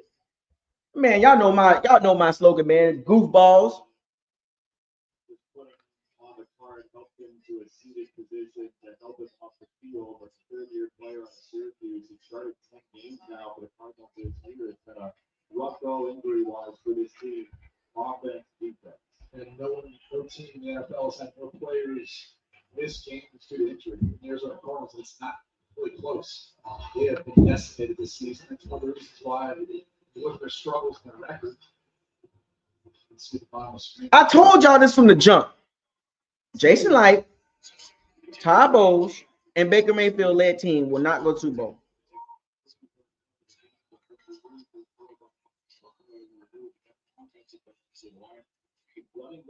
Multiple running backs that you plan to rely on this Y'all don't want to believe me. Atlanta will run it again with Robinson trying to stick through that hole. And he is smothered by Tomlinson. Set up second down. Baker Mayfield got outplayed by Bryce Young. Hurts even more considering what the Panthers did to the Bucs. If the Saints and Falcons are eliminated from the playoffs, with both of those teams in the NFC South are like big say a little bit. There's the pressure that they ran much more with Michael Penix Jr. quarterback. It's a Cousins pressure throw. It's incomplete. Kirk Cousins was overrun immediately. Dalvin Tomlinson again. Dalvin Tomlinson working against He got outplayed by Baker Mayfield has been outplayed by Tyler Shaw and Bryce Young. Trying to get to Cousins, get in his face, move off the spot. He doesn't move around much. There's no report of NFL plays from the pocket as much as Kirk Cousins does. This is bad, folks. He's got a 3rd and 8. He's staring down the barrel of Hicks and London together. Part of that bunch that they run quite a bit. Cousins will look that way and throw that way, and London off the break has it at the sideline to reel it in for an Atlanta first down. You mentioned it. No one runs more bunch formations than in the NFL. And the motion, along with the formation, helps to soften the coverage. Watch as London just works against the leverage to all that space. Ball's going on time to the outside for the easy completion. He might have felt something there. He immediately waved to come out of the game London field on that toe tap, dealing with the lower body injuries he's dealt with, including the knee. So, first down. Yeah, crazy. We're still mathematically in it.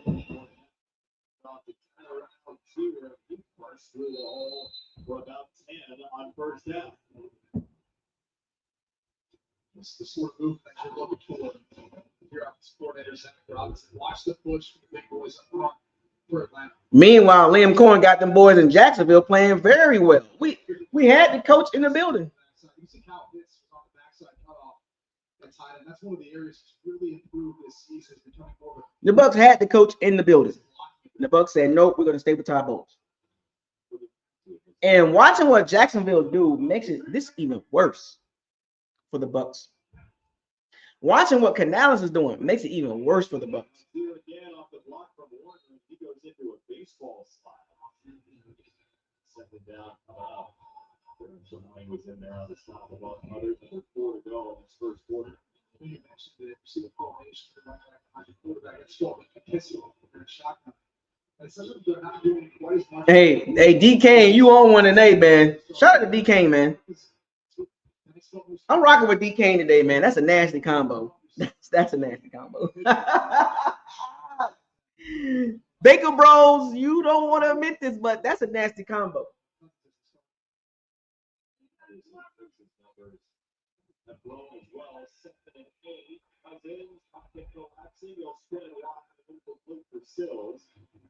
Third down coming up, but again, those walls were caving in for Kirk Cousins. Nasty combo.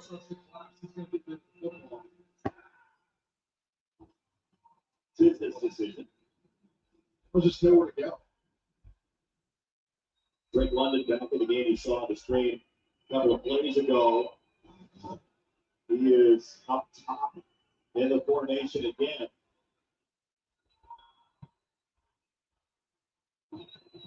Motion it briefly, Cousins.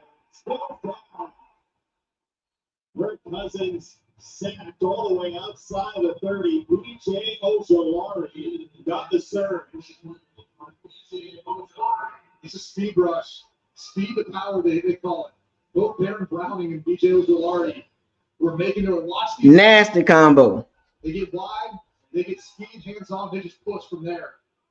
Again, you know where the spot's going to be.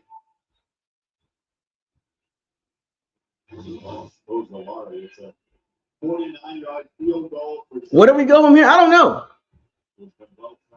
I did say the Bucs are one loss away from falling apart.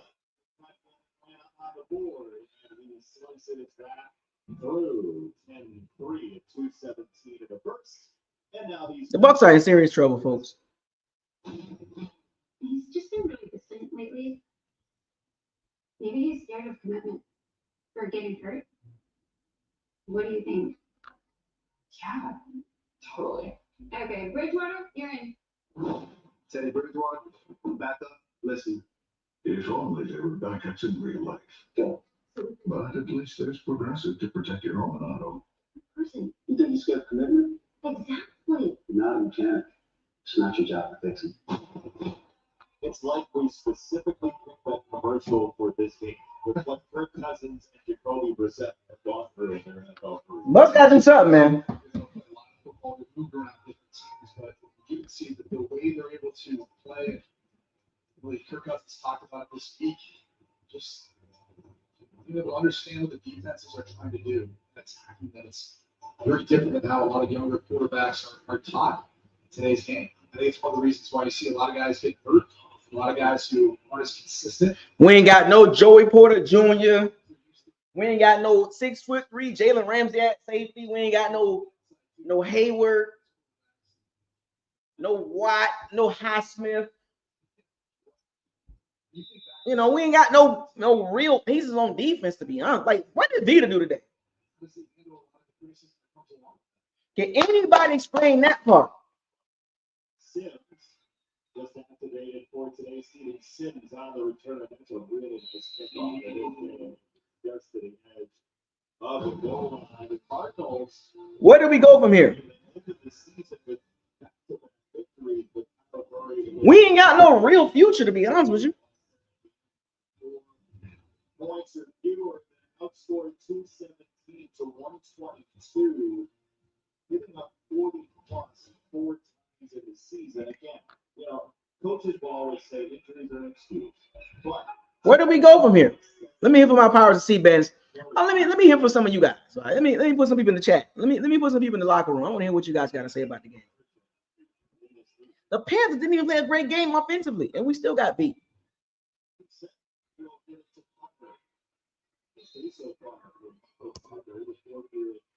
The link is in the chat. For those of you that has never been in this comment section, that's never been in the locker room, I want to hear somebody. I want to hear from somebody new.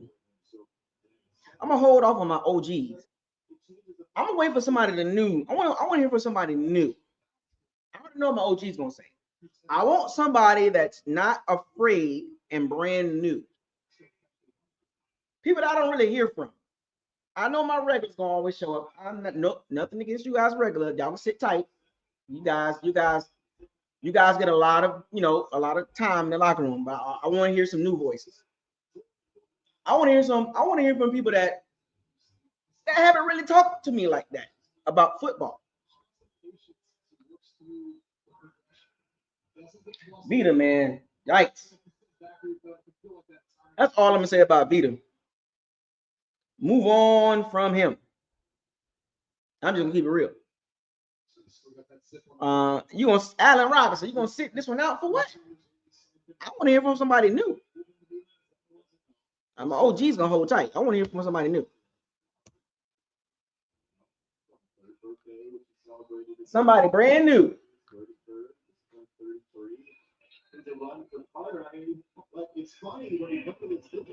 Come on, no whammies, no whammies, no whammies. Stop. Anybody remember that game? Come on, no whammies, no whammies, no whammies, and stop. Can we get somebody new? The OGs are waiting. I know the OGs are waiting, but I want somebody new.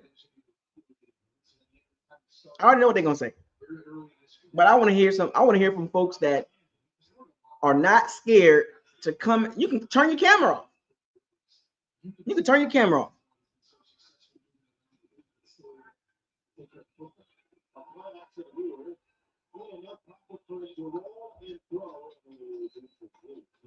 You can turn your camera off.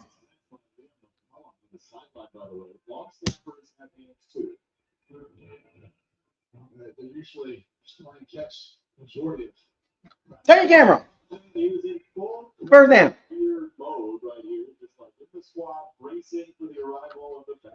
Come on now.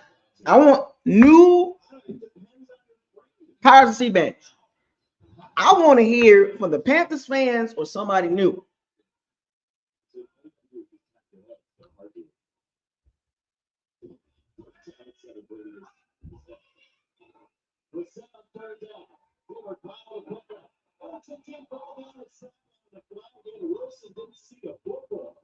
Well,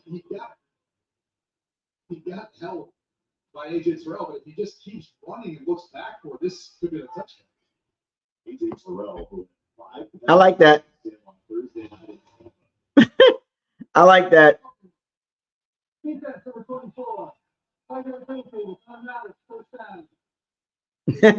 And guess who had the interception?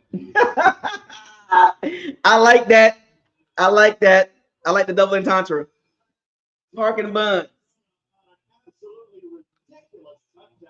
I like that. Park dash underscore bums. I like that. I like that. Park and bumps.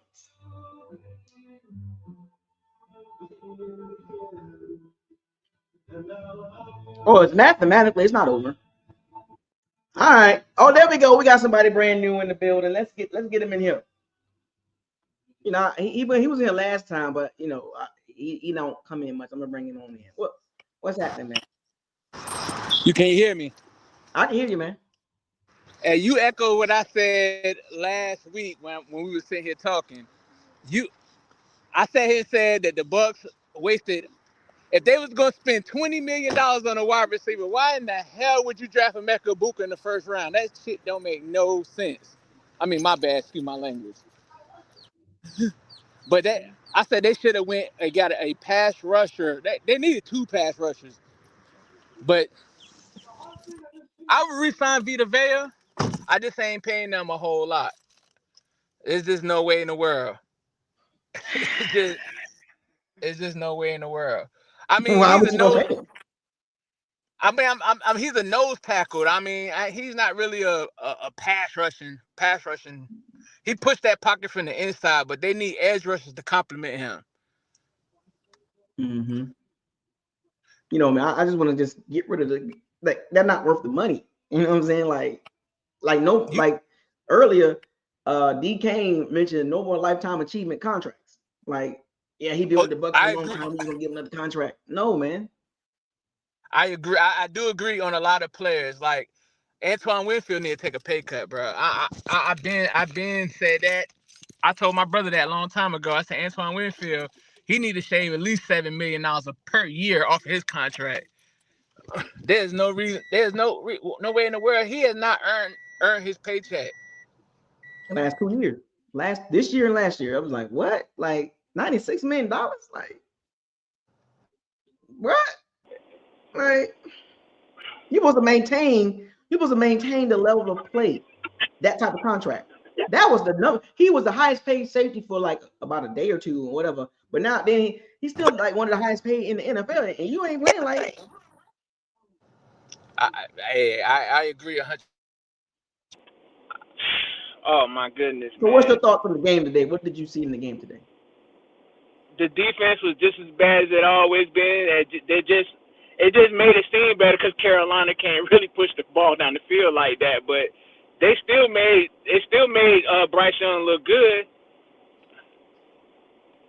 Yeah, I mean the defense didn't play bad because they actually stopped the Panthers running game, which was great.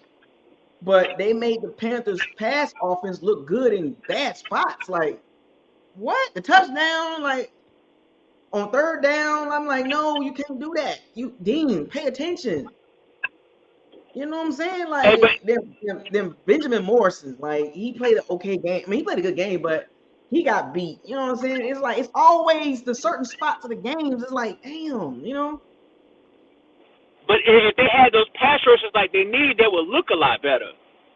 Cause I mean, to be honest, it was times when they didn't pressure Bryce Young, and they didn't pressure Bryce, and he just sat here and picked them apart because the front four, they was not getting there. They was just he had all day to sit there, and I was like, I was just like, yo, oh, holy moly! I was like, signing JPP was the straw that broke the camel's back. When they signed him, I said, boy. And they didn't even make an effort to make no trades at trade deadline. Like they could have stole a Bradley Chubb from the Dolphins. They could have stole him for nothing. But they ain't want to give the picks. Oh, we value the picks. We value them picks. Like Jason Light been picking all so great. Like look at the defense is like he been picking three pass rushers. Like you got a third round pick, man. I know, right? We will waste a second round pick of Chris Braswell. Like seriously, like we value my picks. I gotta keep the picks. We don't want to give up the picks. Like, sir, you haven't drafted one Pro Bowl edge in your entire career. Exactly. Not one Pro Bowl edge guy he's drafted. And nobody's talking about that. Only on this channel. We're the only one talk about it. That's why I sat here. I wasn't upset, but I was sitting here saying when they were talking about Mecca Buka won us 2 games. If we had a pass rusher, we would have won more games. Remember, we would have won more games. I said this last time. I said pass rushers are premium. That's a premium position. It's a passing league. In order to counterbalance the passing offenses, you have to have pass rushers. Yeah. And look,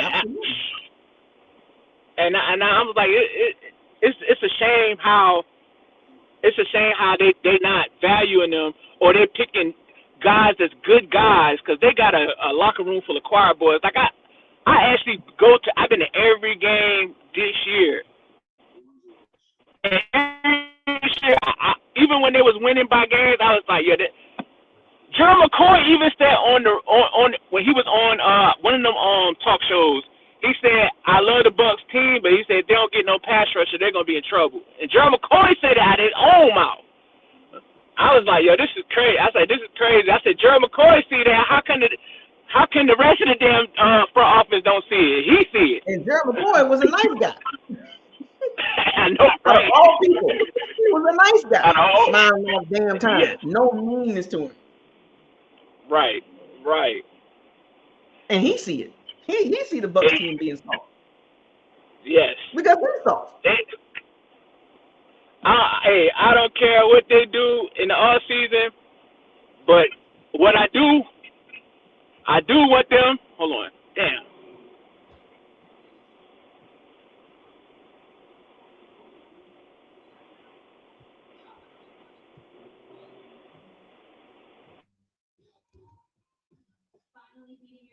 To the good room on family vacation. That's what the world's biggest airline can do for you, baby girl. I'm 26.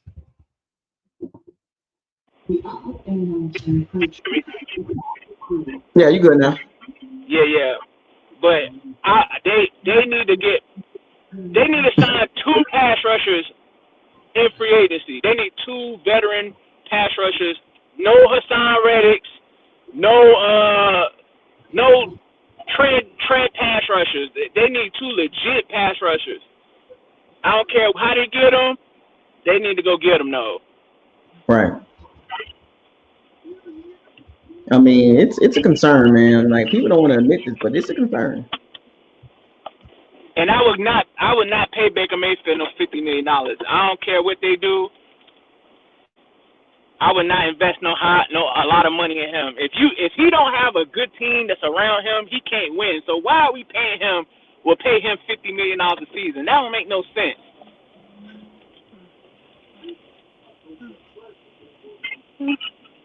I don't even know, man. Like that game was so weird to watch. I didn't catch all of like the full brunt of the game. So I'm gonna go back and watch it again. But that game was so weird to watch. Oh, to go to his point about Gerald, Rondé Barber said that I think in preseason too. Yeah, he did. Get pass rushers, it's gonna be a problem. I mean, hey, I know you didn't watch the game, Buccos, but in my opinion, I'm back to like the second half of it, pretty much. No, but check this out. In the first half, bro, I think everybody will agree to this. When they kicked the field goal to go up 10-3 and they got their personal foul, what was it, a 15-yard penalty? They got a new set of downs, and then they get first and goal. They got conservative and ran the ball 3 straight times. You would have thought on first and goal he would have ran a play action or something like that. He didn't even do it. They just tried to run the ball straight ahead. You could see that the line was shifted over to the strong side where it was a double tight end set. Ran right there 2 straight times and they stopped them. And I'm just like, dude, you mean to tell me you can't call anything different? It's just like he don't know any other formation to call. And I felt like that was the difference in the game. I said we kicking 3 when we sitting inside the 5 and we kicking for 3.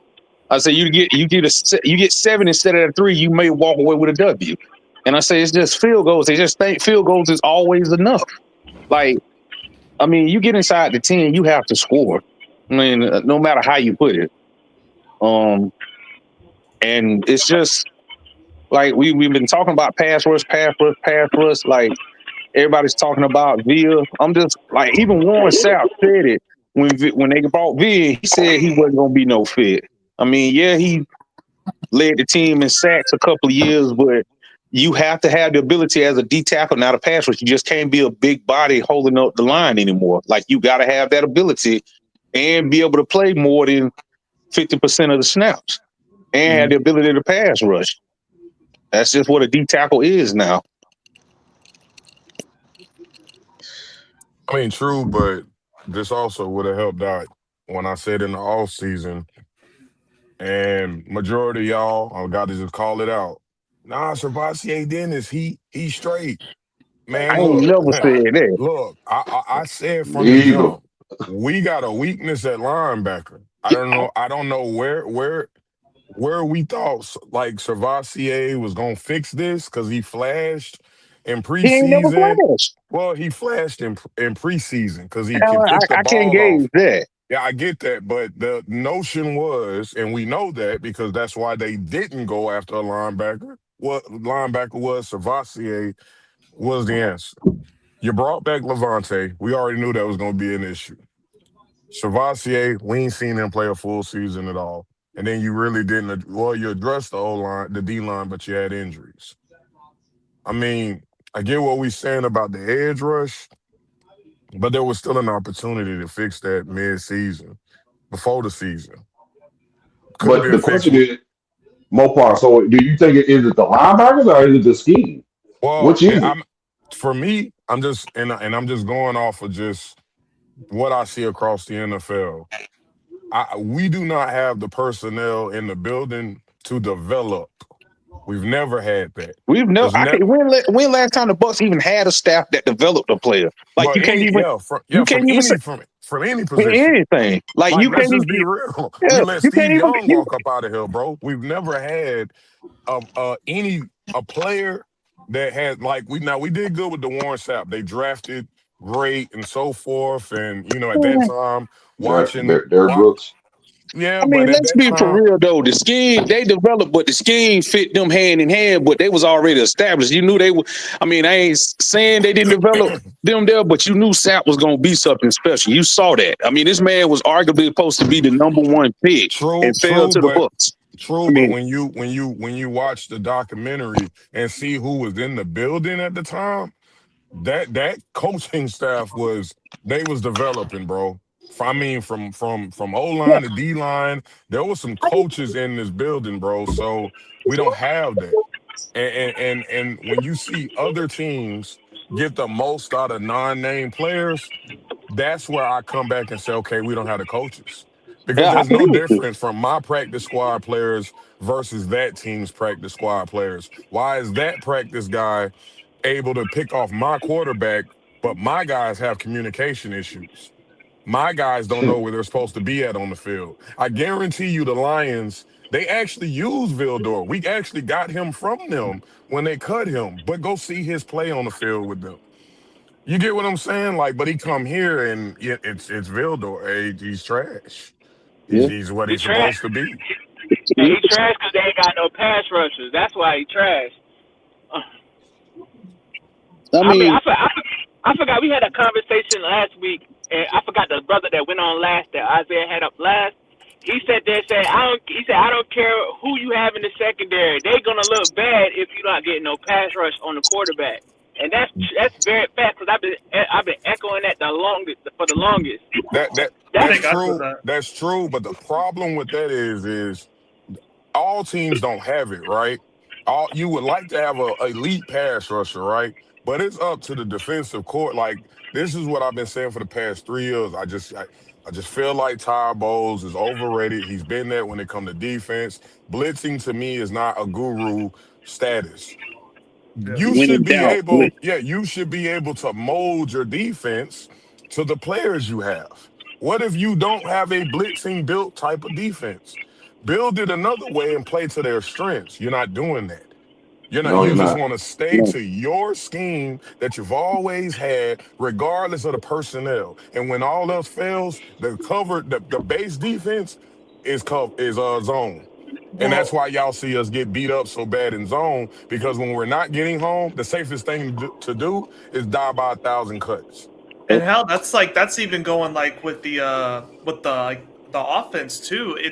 I don't know if it's a front office issue or a coaching issue, but on both sides, like either the scheme or you're just putting players in positions that they don't play, that they didn't play in college, and you're putting them in this whole new thing. And it's going on both sides of the ball with the O line, and it's going on both sides of the ball with the interior D line and the secondary and all of it. It's just like it's not set up to success for what your players can play the most. I mean, it's the Bucs, man. I mean, you got every player out there playing a position different than what they got drafted for. I mean, the OC, I think we all can agree that he don't know what the hell he's doing. I mean, every third down you get the same formation, trips, or it's a spread formation in the tight end motion across into a bunch trip set. Every time they run the same play, and I'm just like, can we see a different formation for once? Like, you got all your receivers back. You can't put all of them in a 5-wide set or a 4-wide set. And here's a thought: run a halfback screen with Bucket for once. Like, you read that, and it's like you forgot about it 3 weeks ago. And Yeah, you ain't, yeah, yeah. I'm you gonna ain't be honest. In today's NFL, man, you either show it the first season or you just ain't got it. This whole we gotta work into his scheme. no, Nah, bro, he can't come back. no. Like by now, he should have a formula or something that is killing the league in some area of the field, whether it's the tight ends, the receivers, like you say, the screen passes, whatever it may be. Liam Cohen is great with short yardage, explosive plays, and allowing guys to make plays after the catch. Grizzard, like this, you're becoming predictable even in the red zone. Everything is predictable. When you trot Vita Vea out, we know what that play is. And You then want to use him the as a fade route fullback. with Mike. Every time Mike goes to the right, it's a fade route. When you put everybody on the line, you know it's going to be a fade. You can tell the way his body language is and the way he set his feet. I'm like, yep, fade route. Called it every time. I'm just like, it's so predictable. Here's the bad part, though. Here's the bad part, though. And as much as like we want to see Bowles gone. Here's the problem, though, right? And it's the reality of it. Once you get that new coach in the building, whoever that may be or whichever route you go, the growing pains of a new OC is nothing like the growing pains of a new head coach because you don't know what that may bring, right? So when Bucko's asked that question earlier about where we headed, it's probably going to be bad. Yeah. I mean, because might as well just get ready for it. We might as well rip the band-aid off, man, and yeah, get with it, get on with it. yeah, but You know what I'm saying? in ripping that off, like you say, the GM, we don't know if the new head coach wants that GM, right? There's the whole building is shocked.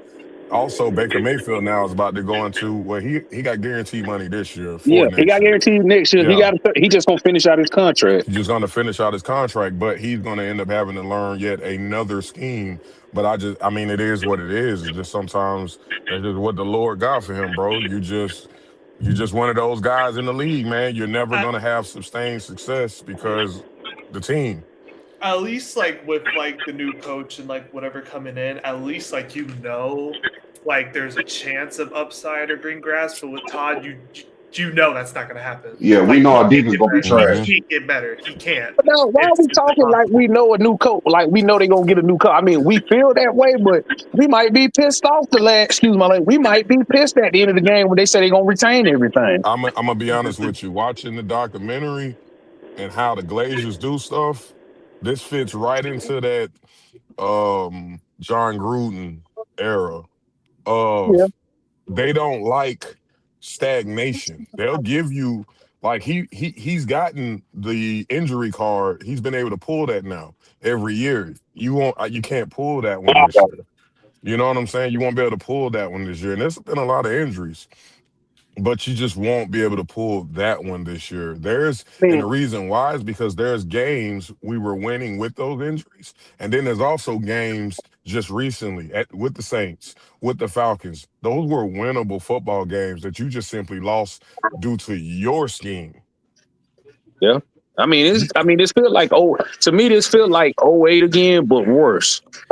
I mean, It I look at is. it like this: like the Rams are winning, but they fired their special teams. Boko brought it Yeah, up too. They literally exactly. fired the coordinator. They literally But fired the Exactly. coordinator after it the took them game. that long to tell the kicker to kick the ball every time you get a touchback. It took them that long to figure that out. It's Exactly. but again, we're talking about a team, but let's just not new.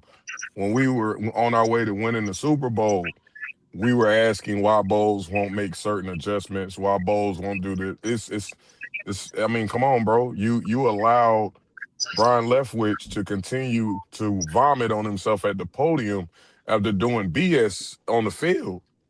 Yeah. So stagnation is what it is. But nah, we don't need and it sucks because we still gotta endure the next 2 weeks because mathematically we're still in this. So Don't remind me. winning this whole thing is gonna. I think winning it and Bowles is still gone. It won't matter because you won it because the division is that bad. You didn't win it because you went out and beat teams to actually say, "Nah, we are dominant, headed into the playoffs." No, no. The whole idea of if you got to root for other teams to beat teams you should beat to get into the playoffs, or You hope don't you deserve to face be a there. yeah, you don't Right. deserve it. That's not winning football. So I no mean, owner is going to if accept you that. would have clinched it, you would have had the division clinched. And we You would won them won two the last two games. games.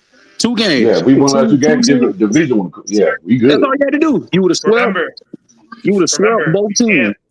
we can't let one loss turn into two. Remember that. Remember that. Yeah, well, it is what it is, man. I mean, it's like I don't want to be funny when I say it's over with, but it is. There comes a point in time where, and like Buckos has said, we probably got one more bad loss in us before at that point we see them just completely just out of control. The last game against Miami, we probably have seen the worst because honestly, when they put a rookie quarterback in, when they did that, when I seen Uris was playing, I said, "Oh, well, we definitely lost that game because Yep. it ain't a rookie quarterback. We don't, and that's the thing, right? That's a curse that the Bucs been having forever, and it's like, damn, bro, you are setting new records in a bad way with all these teams we played when they do something for the first time, bro. Enough is enough, man. Like it's enough is enough. But will they? Didn't they just re-sign balls though? No, Or it can they wouldn't tear that matter. up? It wouldn't matter. It's a Jason Light thing. I mean, of course they signed off on it, but it would not matter at the end of the day. They would do it they would do it in a situation of he's probably got us some guaranteed money, and I'm not sure Buckos can enlighten us on that. But just because he got re-signed, that does not mean anything. That's not player money. That's what I'm hoping because I want him gone, man. I Yeah, want to that's not. skip. I Yeah, want the whole staff gone. yeah, no. I, I'm sure he's gone because they're still looking at it like there's a potential for a Super Bowl window, right? However, if you if you bring this back, this is not Super Bowl. This is closer to a rebuild than it is to actually hosting a Lombardi. We actually look further away, which is crazy. In one season, we look further away than we have yet underneath this man. I don't understand what happened. I Yeah, don't you do. understand what happened. Yeah, you do. Yeah, you do. No, I don't. I really don't. I really don't. Because I'm not going to use injuries. How in the hell do we look this bad? I ain't saying injuries. You know what it is. I've been saying it. I mean, we haven't had pass rush since the Super Bowl era. It ain't even that. Or It's the what quarterback. It's the quarterback OC combination. what does that got That to do is with the defense side of the ball? That's probably been the man. worst it's ever you been. know, And the we had defense the wasn't that best great. defense The defense wasn't last year. that We great, had the best offense in bruh. most history, and the defense Exact. fumbled it. Exactly. I Exactly. mean, The defense wasn't that great last year. yeah, It was so just the offense was so good and so fluid I mean, yeah, and we know about so Grizz though. locked in. Yeah, Grizz, we This not even this discussing. We OC know is he a gone. joke. He Yeah, is we a know he gone. joke. Yeah, he's He gone. We is don't have to have no he conversation is about Grizz. he is a joke. Do you And I think they said it. hired him just so I it said wouldn't it be a before the bye. I said last time I got on here live with y'all, I said the offense stinks. Yeah, he Oh, did. come on, He did. Sal. It I said it does. stinks. Hey, I'm look, sitting here. look. I'm watching this guy. I'm watching this guy play calling his personnel when he uses his personnel. uh, Critical thinking is not in his My whole vocabulary. my problem with it though, and this is where I say I don't know what happened, right? And this is where the Baker Bros was probably going to point towards injuries, right? I watched that No, scheme man, for them no, for hold on, them scheme for the first 6 games. Like it looked like something, and I no, get it it. Maybe they didn't. We slipped. were Maybe barely they winning slipped it. those games. Nah, I'm not talking We were about the. winning with I'm not talking about. last minute heroics Nah, I'm not. the I'm not whole talking about. season. I'm not talking about the winnings. I'm not talking about the winnings. I'm just saying when you like look at all 22 and you just kind of look at how he was somewhat calling plays. He was only making a Bro, few the little only game hiccups. that he looked like he was doing something with Seattle. That was it. Nah, the Everything else has concepts, been a struggle, the and a concepts. Baker I don't scramble know. down the line. And at the end of the game, it's been sputtering and poop putting along the line all year long.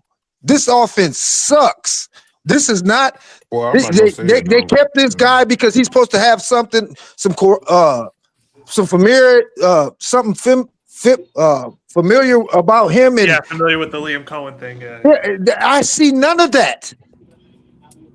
Yeah, This I offense do looks more agree with like that. Miami. It don't even look like Miami. Nah, it look worse than no, Miami. it It's So don't what it's you even it's look talking not. about? Yeah, nothing it's like it's Miami. It It yeah. look looks like worse than from that. last year. It looks like from last year. It looks like Grizzard was just like on the team for a check. I It don't no know it it, what. it No, no he it knew what it the hell he was doing, and he knew what he had. He's like, man, this quarterback is not it. The same way he know the quarterback he got now ain't it. I got to get the ball out their hands quick and yeah, fast. but but even when they're not it, right? The thing with that is like, I mean, hell, we won a Super Bowl with Brad Johnson, right? It's up to you to put the plays together Man, but you go utilize the look at that tools. game though. That was something different. Our offense actually showed up for once in Yeah, that but what I'm Super Bowl. saying is we're no one would ever be like, oh, I'm drafting Brad Johnson. Like he's not even cracking top 50. You know what I'm saying? You got to be able to build a scheme to you like if you got a field Bro, general. you comparing that to a defense that damn near scored as many I'm points talking as the about the offense. I'm talking about the offense as a period. You said There's teams, you said we won a Super Bowl with Brad Johnson. But yeah, yeah, because that's because the defense was scoring just as many yeah, points as the offense. but we were still You got to also be dominant on one yeah, side of the yeah, ball. but yeah, we were still putting points up though, right? But what I'm getting at is No, we you're not weren't. gonna yeah, we were putting points on the board, man. Here's what I'm getting at. The you still got to be able to have a coordinator to understand the limitations of your quarterback. So I don't want to hear the Baker shit to a certain degree because Liam Ain't that Cohen what I said just that. said? Yeah, I'm just simply saying that because I know it will spill off into the quarterback this and quarterback that. You don't, the league It is is only the going to be quarterback filled. though. Yeah, yeah, but you're not going to win. It's him too. It's both of them. Oh yeah, It's well yeah, both both of of them them. is a bad parent. They are a bad parent. I'm not going to agree with that. I'm not going to disagree with that. It's awful. And if you think this guy is going to go down, the problem is he can't win games for you. He can't put the team on his back and like, come on, y'all, I got this. I refuse to let us go down. What I about the said it Monty? on that last drive. What I about the? said he finna belly up. I said watch him. He finna Hey, belly up. Bucko, you can take me out and bring me back in later. I got to step away with my son real quick if that's cool. I'll be back in a few minutes. All right, big bucks, man. Yeah. Yeah, I got some fresh bodies in here. I'll bring some of these back in. We got some new folks in here. You know what I'm saying? What's going on? What's going on? What's going on, everybody? Yeah, we good? Yeah, we Floyd good. Jaws. I'm listening. Floyd Jaws. Hey, quick question. How many years do Baker have left on his contract? That's One. it. They did a 2-year extension, right? Yeah, he No. just got the guarantee. No, he just got guaranteed going into next year. So he got his next year's money right, like basically right now. So we would have to re-sign him completely. I wouldn't invest another dime into Baker. We seen what we got with him. And it's He only gonna is get what worse. he is. His confidence is gone, and it's affecting his decision making. I'm not even sure he can like read coverages. It's like he locks into one receiver, and that's it. He's too small. Real quick, I can told y'all you hear me I'm tired of the little on my players. end? I'm tired of the little QBs. I'm tired of the little running backs, the little safeties, the little linebackers. We just little. We the little dudes. And slow. The little dudes. Okay, nobody. He's too little to look over the line and see anything. He can't. That his height alone is limiting our offense. So what do you do? If you're going to try to run that type of offense where he's So so dropping back, so Sal, what do you do then? Given we're not about to be in no top five position to get a you go quarterback. find a coordinator who actually know what they're doing. But what does that mean for Baker Mayfield though after this season? At some point, you're gonna have to be on the market. Exactly. I think after this season, we need to be not this season here, but the next season, we need to be looking for a quarterback. I honestly think it's time for them to probably send someone that we don't, someone that's gonna cause an uproar. But you're gonna have to We send. had it. No, I'm We saying you're gonna have to let him send one walk of the last year. players. No, I'm saying you're gonna have to send one of the players off in a trade. I don't know if that's Winfield or somebody. You're gonna have to send somebody off. I feel like You're gonna I say Vita get rid of Vale, him. I'm sorry. Get rid of it Vita, him. has to be Vita. Vita or somebody is probably gonna get traded this Or offseason. It has both. to happen. Or How both. about It has to both? happen. This is my thing, right? I'm I tired of say get hearing rid. all this, oh, we're pissed off and everything like that. I looked at the energy of this team. And the play calls that Grizzard was calling, especially after we scored, it was just like, I don't understand why we're playing like we're up 20, 24 points. They was letting the Panthers hang around. He want to keep running on first and second down. Then, for some reason, Gadecki's getting all these penalties in certain down and distances. Yeah, Luke. A lot of this, I will say, a lot of this is on Luke today. Luke made a lot of gave us a lot of penalties in crucial moments. I don't know what his big helmet ass was doing, but he was not locked in. He was not locked in at all. Nah, you know what? I'm gonna be honest. That O line is so bad. It's got Tristan Wirfs playing bad. Like it's bad. Graham It's Barton. awful. It's awful. That Graham And Barton. y'all saying we don't develop players? We do. We used to develop offensive linemen. That's how we had Marpet. That's how we had Kappa. They good at that. But these guys, Yeah, I don't know. For some reason, I don't know why they keep going with Feeney. Oh. Why you stop? Why you ain't go further back? Donovan Smith, DeMar Dotson. Why you Oh keep yeah, going yeah. back? oh yeah, yeah. You ain't say nothing Number about the development. number Development number what? Oh, 76. Number 76. Not he don't get a name over here. I can't believe we We Yeah. drafted saying was Bart good in at the first developing round. linemen. We're talking about the whole time frame, or we're talking about the small time frame. No, Yeah, see, this recently, because Okay, they just was like making sure. they're not developing Making sure. players. I'm like, well, the only players they have developed is on that O line.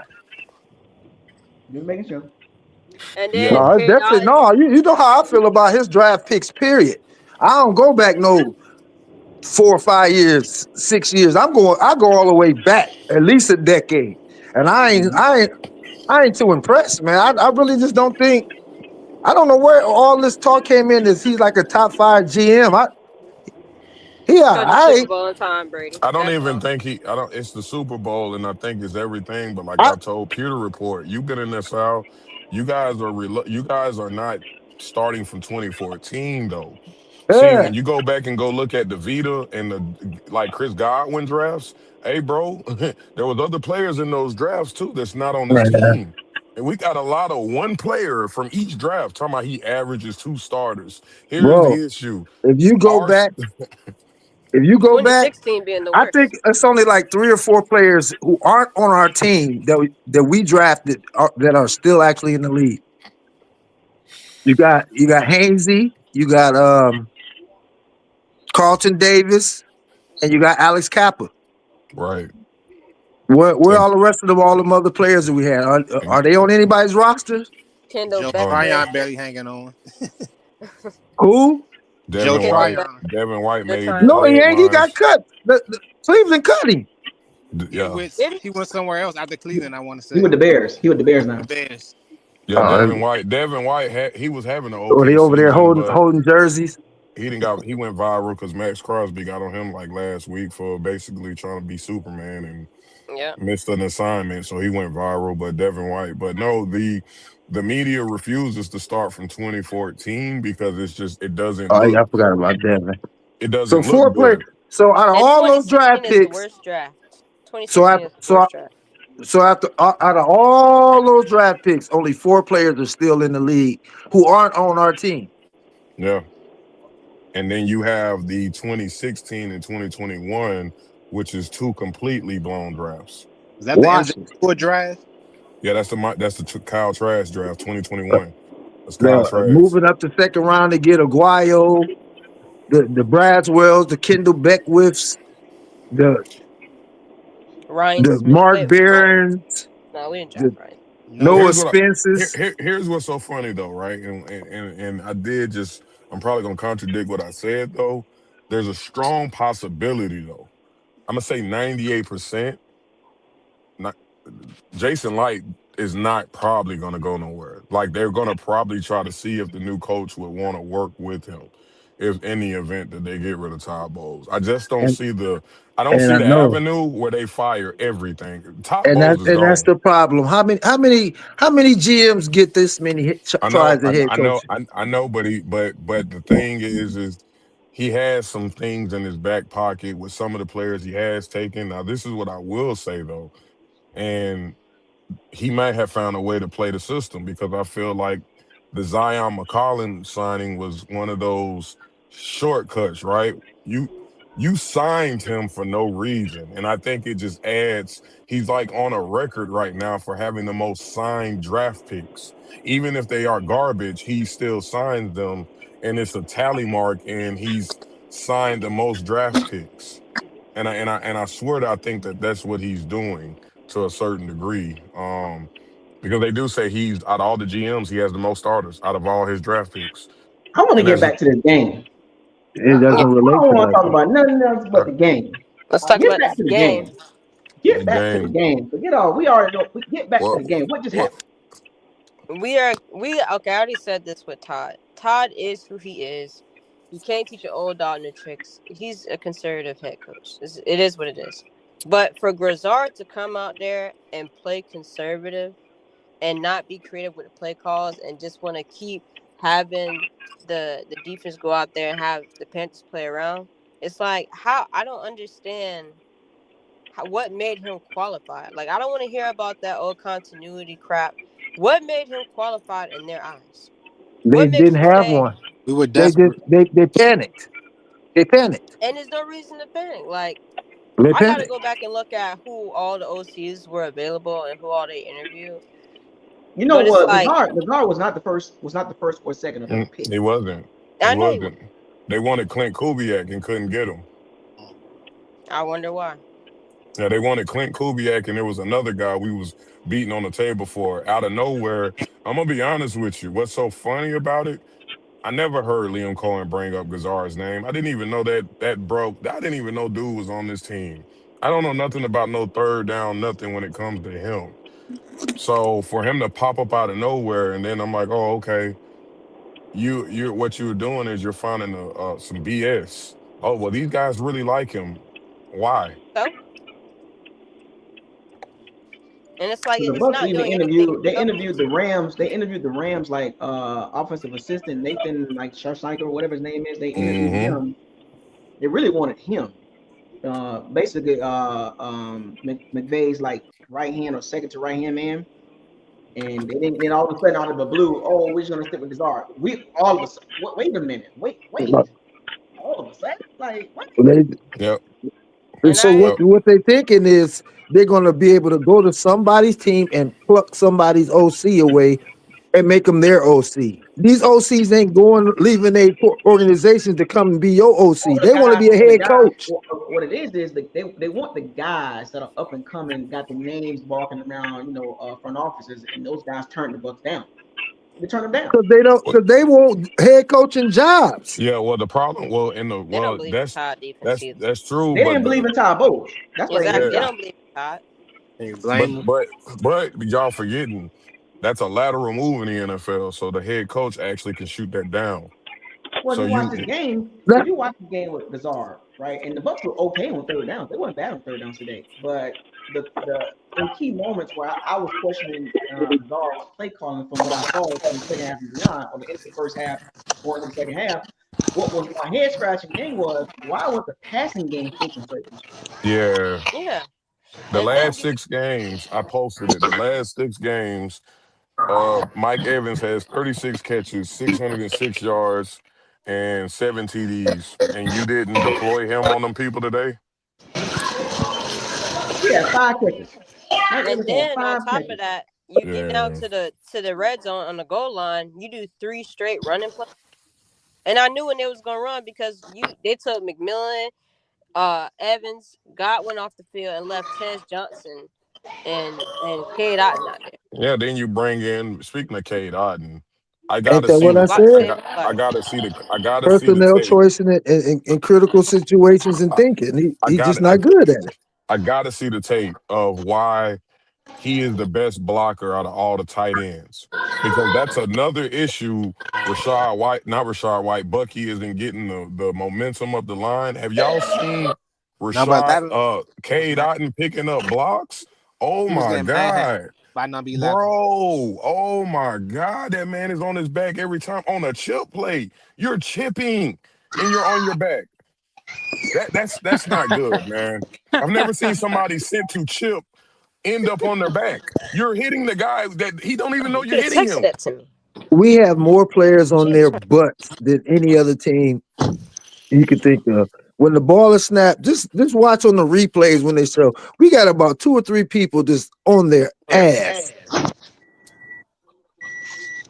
Yeah, I don't understand. Like their tight end has to be, and I'm not saying let's just go in the first round because I just don't believe in that. That is not how you build a team. Typically, when you're already built, you can take a early round tight end. But Well, I'm then you have sorry, to get bro. rid of the OC because You he's doing what they did in Miami. They don't use the tight end down there either. Nah, Miami definitely do. You better go pull up Janu Smith from last year. They definitely do. What They, so here's the thing though, the Bucs defense, they wasn't terrible, they just wasn't good in certain spots. Like they shut down the Panthers run game, which was which is pretty good. which is how we And didn't win. How we didn't win. We stopped their bread and butter and couldn't win. There's nothing else to talk about. That is how they beat you with Rico Dowdle, and we stopped, bro. And we still didn't win. then correct me if I'm wrong. I might be wrong, but even the before halftime, I felt like up until that point they're being good, but for some reason they allowed them to utilize the sideline and not keep everything really in front of them. I And then think even they were with trying to keep this game close and try to win it in the end. And that didn't work out. I mean, But I how? think it worked out the But way they that seemed like wanted a it to. dumb. But why? Yeah, Why why? why not put? Why not just put? Listen, bro. If I'm that bad, forget it, bro. I'm putting Bryce Young into a shootout. I'm sorry. You're gonna have to show me you can keep up with my receivers and my offense. That's the way we think. Like that. That's what. That's the way that this locker room thinks. We think That's that way. We think logically. That OC is not. I'm telling you, he's the dumbest dude from the Ivy League I've ever seen. Ty Bowles might be selling at this point. He might just be selling. He might just be selling at this point. Because that game plan today was probably one of the most conservative games I think I've ever seen. It was more conservative than a Leftwich scheme. I have Man, never they ran seen. the ball. And why did they keep running Bucky, man? I'm telling you, he is. They are force feeding this guy, and he I don't don't need to be. I don't mind it, but I'm gonna tell you I why I do do mind it. I mind it, but I don't mind it. I mind it because you don't even know how to use him correctly. Like you're not Liam exactly, Cohen.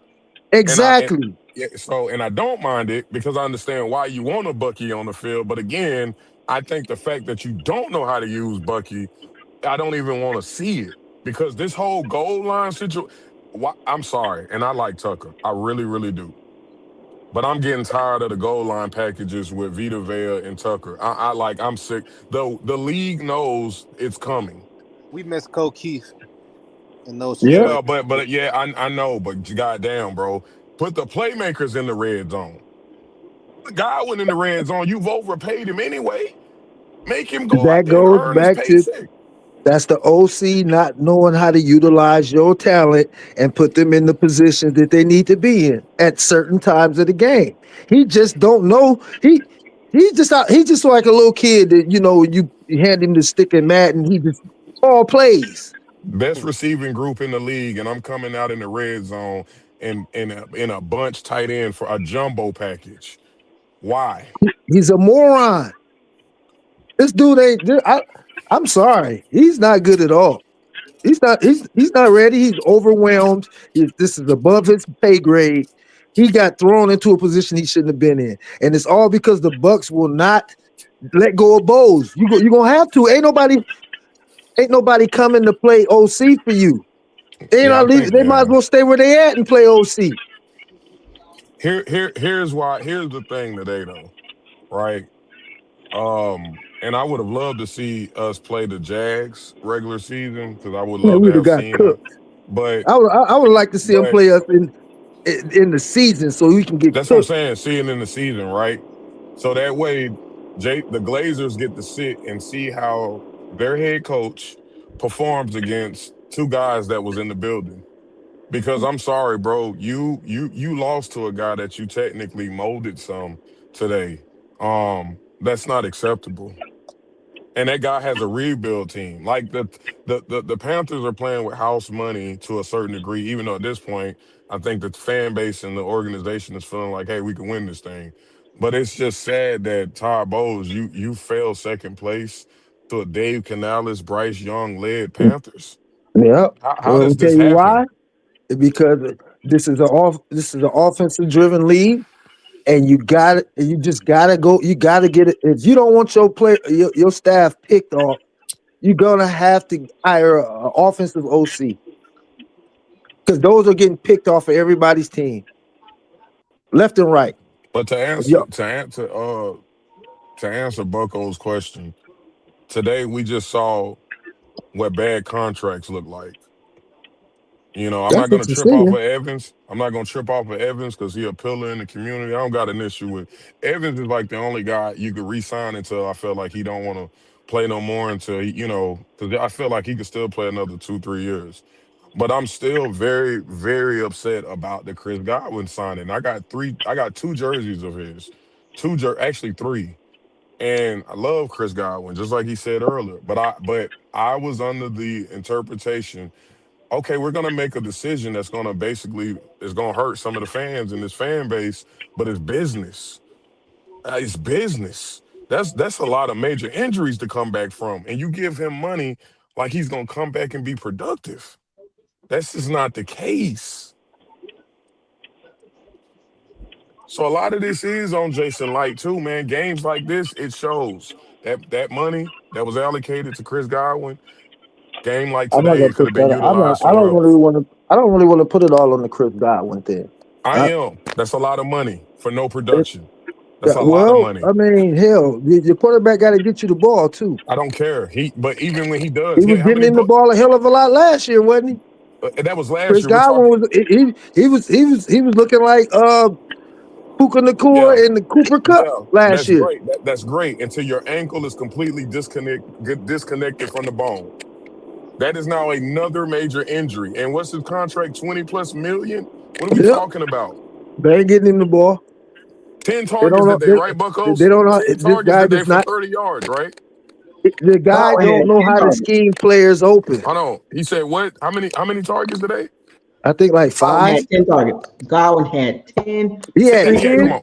Come targets. on, bro. Come on, How bro. many was those? How many catches? 5. That's too many 5 damn catches. targets for a Yes, yeah. possession receiver. Yeah, Okay, bro. so who should those targets go to? J Ibuka. Mac and goddamn Yes. Rebecca, man. Come on, It Yes. should bro. go to J Mac. It should go to Don't J Mac. It should go Come to on. the young They guys. should go to J Mac. I don't listen. They should go to the young guys, We went and period. got. We could win it. No, see, you know what's pissing me off is we went and got number 2 and just completely just wrote off J Mac like he wasn't. Like he ain't Right. Right. like J he's Mac my not guy. more polished than this guy. I'm watching J him in the Mac is my game. guy. He's the only guy that can get separation. He's the only guy that can get Right. separation out there. Yeah, but bottom line, the ball should have went to the young guys, period. Yeah, Period. I get it, but I was watching the game, and they even said it in the commentary guys even said they was like he just wasn't getting the separation that game, and which is Carolina's strength. They got great DBs. He wasn't That getting was open, Carolina. bro. Carolina got good secondary. They have a top Yeah, I He know. wasn't getting open. I'm watching him. I'm sitting here listening to y'all, and I'm watching the game. He wasn't getting separation. But Doesn't you know doesn't who mean was? That doesn't J check mean Mac. down always open. it J doesn't Mac mean always gets separation. doesn't mean Chris Godwin should have been getting 10 targets. I mean, probably not. Probably not. But I'm tired of seeing us force feed number 2 and put more on his plate than he needs to, especially now that everybody's back. We didn't force feed number Godwin 2. should be number 4 option. We didn't force feed number 2. That's the problem. We No, force fed number 14. Right. Godwin was being force fed. Godwin. And you had a 50% chance to get him the ball. 5 catches, 10 targets, and it was on 30 yards. 30 yards. So he's not even so what explosive does no that more. tell you? That he's not throwing the ball downfield. No. He's not throwing the ball downfield. He's not targeting nobody downfield. I don't think I seen him throw outside of that Mecca pass. That was the longest pass I seen him throw the whole Yeah. game. Yeah, that's the longest I've seen him throw since early in the season. Did Cade Otton even get a target today? Was Cade Otton He's not throwing the ball downfield. 104. I'm so sick of these sub 200-yard passing games, man. Cade Otton Yeah. had This one dude is. catch. Yeah, bro. You know it's bad when Cade Otton He got one pass. Yeah, Cade He got Otton, one even though I pass. don't like him, he will at least get him about 5 targets or so. What he do with him is what he do with him. Yeah, but he you're can't not see even over the throwing. line. He can't see. He can't. Those are the players that's hard for him to see because he can't see over that line. He can't throw. The middle always be open. What's so sad though, It's man? always that middle is always like on that one play. When he got blitzed, Rashad White was wide open right there in the middle. This man said Chris Godwin is still good. No, he's not. I ain't seen nothing from Chris Godwin this year since he's been back that says he's still good, bro. He ain't the threat he once was. It is what it is. No, it ain't. He ain't, and it ain't gonna be probably for. That's an injury that's gonna probably take about another year to come back from. I don't understand why they want to keep rushing him out there for. I don't either. I don't get it. He wasn't the same when I seen him get hit and drop that ball on the sideline. Chris Godwin don't drop passes when he's tackled, bro.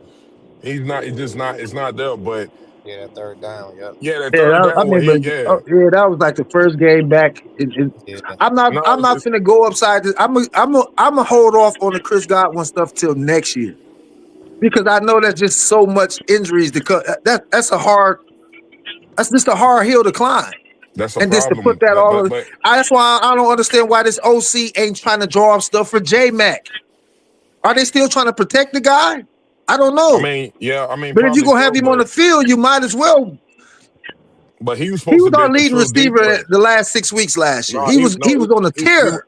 he was our deep threat, and that's why I don't know why I'm not understanding why Baker can't throw the deep pass, because that's what J Mac was doing the last 6 games. It was the bomb plays. Y'all I think forget he Ben Cohen was scheming him open too, though. Yeah, Fellas. that man was. Yeah, you Yes. got to remember he tied Those rub routes. with Randy Moss on like them deep TDs. Man, that man had like what, all his touchdowns is 30 yards or more or something last 6 games. I don't know where they come from, but Baker Mayfield, I think the injury is really an issue and a problem. No, no, I'm not. I'm not. I'm not. I'm not. I'm No. not. I'm not Listen, doing this. let I'm me not land. doing this.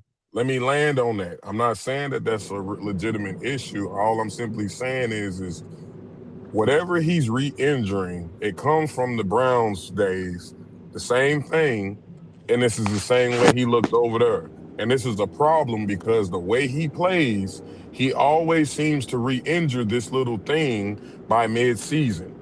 And Whatever that shoulder, he does it every year. he does it to himself.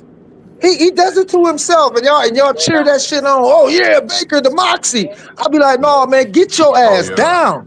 yeah. I Get don't care about down. You that. gotta Walking to the protect defense. yourself. If somebody I Yeah. knew it was gonna go downhill going to in that be first like half. like that, why he don't have other Yeah, I vices? know. I don't. He got Moxie to that me is not ability going to with work. I've head already first. said Moxie it. is cool, but you got to know when to do it and when you got to know what battles to fight. And the guy just tries to. He turns into a running back when he's scrambling. He gets injured He's too. not trying to outrun or slide. He's trying to run people over and jump up and get in their. I'm like, man, you too little for that. But You're a but little but you dude. but you know what? You This got a little also man complex. Yeah, but this also falls back on coaching, because why are you allowing your franchise quarterback to play like he's a middle linebacker? You're allowing him to try to truck You D have no linemen. control over that. He gonna do it. That's him.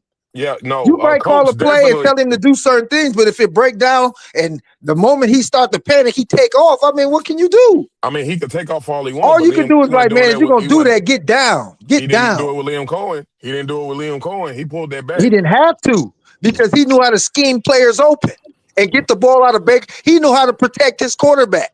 Get Remember, the ball out of your hand fast. Baker Mayfield had 4,500 yards, little 4,500 yards last year, and half of that was like check downs and screens. Yak. Yep.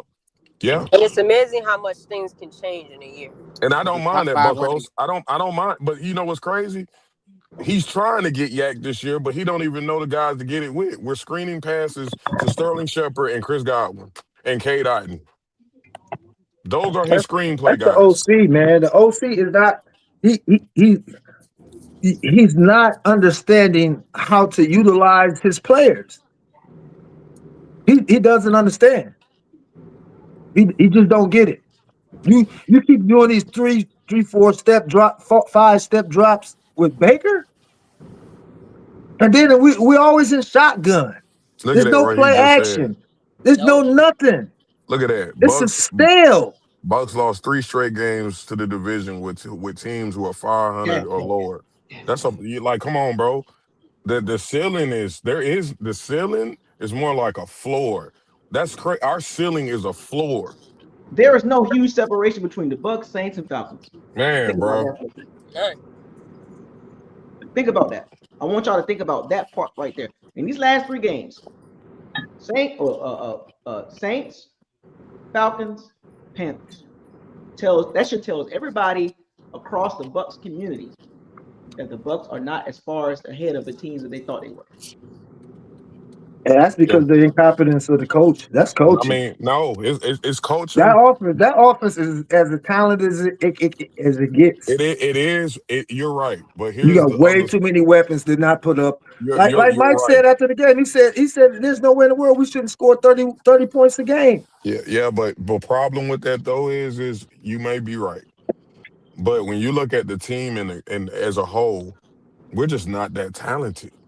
They all. I've been saying that. I said last year. I said I would be happy if they went O-line, D-line the entire draft. Doesn't matter if you don't. It doesn't. I would not complain one bit. I would be ecstatic. That would be the best Buckles Locker draft day video ever. I don't see a reason why they don't do it the next draft. There's nothing to add. Your O line, get that shit in the offseason. Them free agents, that's what you sign for your O line depth. That's what you sign. Me personally, I thought, you know what I thought the Bucs was gonna do? I thought they was gonna probably go get one more O lineman and then just go all defense. He did go O lineman. He went to a small school. What was that big dude he drafted round 6 or whatever? What was that big dude? Elijah Klein, Robert, Elijah Klein. Yeah, Klein. yeah. That go your O lineman. Yeah, where's that working out at? How is he not getting on the field over? For whatever reason, he don't like high-end talent. No. Yeah. I kept saying what I've been saying the last few years. Give me SEC Big Ten. Yeah, Just bro. give me the high quality players, man. Yeah, I ain't even tripping if you go to the Big Ten, but you're not even doing that. He like and you know what? You know what else I'm getting tired of? I'm getting tired of people using the O line as an excuse because in the beginning of the year, we had our center playing tackle, and everybody out of the O line was as mixed up as it gets, and they were winning. It was actually it actually was rated. It actually was rated like top 3 O line at that time with him doing all that That's switching because and they got stumbling. guys. Somebody brought this up too. The last 3 quarterbacks that the Bucs have faced: Kirk Cousins from Tyler Shaw, rookie, old man Kirk Cousins, and little man Bryce Young. That ain't no world beater. Nope. What are we doing here? That's your quarterback getting outplayed by bums. This game is a microcosm of the incompetence of Todd Bowles as the head coach. Yeah. Baker Mayfield in crunch time moments this year. And also, this sheds even more light on Jason. Like, this game is pretty much the cherry on top. Yep. I said it's over with for Todd Bowles. Did you see JPP, man? Man, listen, we don't need to talk about that because we all in this locker room knew what that was. It was a desperation act. Even the media actually asked because this is the first time a signing made everyone in Bucs pretty much community be like, no, bro, you're being desperate. We're not doing this with JPP. There was not one person. You got a lot of them that was like, yeah, JPP, we got his back. Coaches got asked that at the podium. They're like, this looks like who was that? Oh boy, I can't think of his name. He got the radio station. He straight up said, this looks like a desperate attempt. We trying to. I'm not saying. I'm talking about the fans. We have a lot of delusional fans too. We do. We could just live off names. Oh yeah, we do. That's why people are asking for Todd Monken, and I'm like, well, go look at the Ravens OC. Go look at the Ravens offense this season and come back and talk to me. And besides, you got people in the chat room talking about John Gruden, man. Do y'all remember his draft picks? I don't think they remember, Sal. They can't. They are idiots, man. No, but terrible. But a lot of that got a lot to do too with the Prime Video, the docu-series out right now. It's the name, man. It's the name. They're looking for a name, and what we need is a new name. Yeah, I know, but get off that old. I watched JPP come off the edge. I was like, oh my gosh. It was pathetic. Really put a 38-year-old man ain't played in 2 years. Not 33, 37-year-old man owned it. Got him some snaps.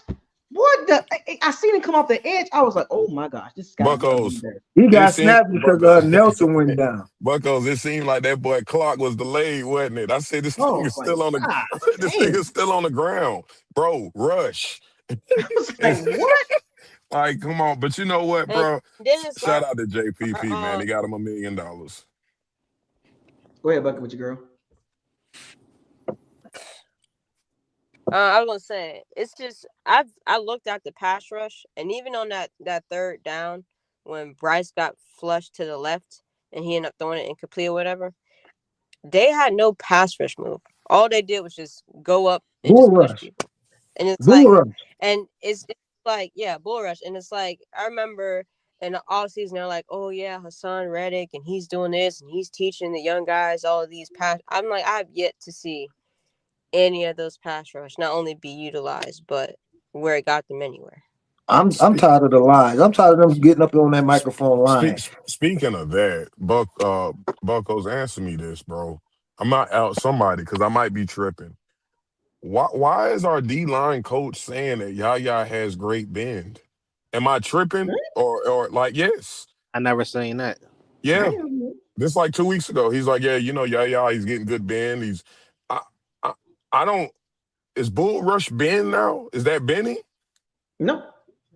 Oh, I thought okay. Not I'm just Diaby's not wiry. He's not twitchy. He's not a twitchy guy. He's not a wiry guy. He's not a Nick Benito. He's not a Adrian. I mean, he's not a. I'm trying to get some guys in his category, like younger guys, like young pass rushers. He's not a Hell, you ain't gotta go young. You can go right to Miles Garrett. Same type of he's tall not a wiry build. guy. He's not a bendy guy. Like y'all got Diaby stiff as nail. Yeah. Like so Walker. why hasn't he's a decent player, but he's just not the man. But why hasn't he developed? So we drafted a guy that won't get another pass rush move. It's just we drafted a guy to be next to a guy. Will Anderson. That's another comp. He's not a Will Anderson. Yeah. Like, Will Anderson got more twitchy moves than him. Like, I mean, you can go down that line. Jonathan Cooper. These guys are Nolan Smith. So can he be taught? So can he be taught? Because he's too stiff in the hips. Too late. So it's too late. He is who he is. I think he's just a good, solid player that could be. He's a good complimentary pass rusher. Exactly. To somebody who's supposed to be a badass on the other side. He will be nasty with San Francisco in their rotation. Yeah, like he's not a Highsmith. You know what I'm saying? Or that Nick Hager guy from Pittsburgh, Highsmith and Hager from Pittsburgh. He's not a Gregory Rousseau or a Jalen Phillips. He's just not those type of pass rushers. He's not a Daniil Hunter. He needs to be on. He needs to be on the line like he's not a Harold Landry. Like Philly guy. So what I'm hearing, and you said this last week, but I just want to reiterate. So essentially, what I'm hearing is the whole D line got to be reconstructed. Yes, Chansey as well. I'll keep Diaby. And Chansey. Of course, you're gonna see what David Walker can do and Roberts. And then everybody else can go. So you don't everybody else can go. So you're not a fan of. So you're not a fan of Chansey. I said Chansey. I said Chansey, Roberts, if you run a 4-3, Diaby. If you run a 4-3, you keep him. But the thing is, he's a one gap D tackle in a 4-3.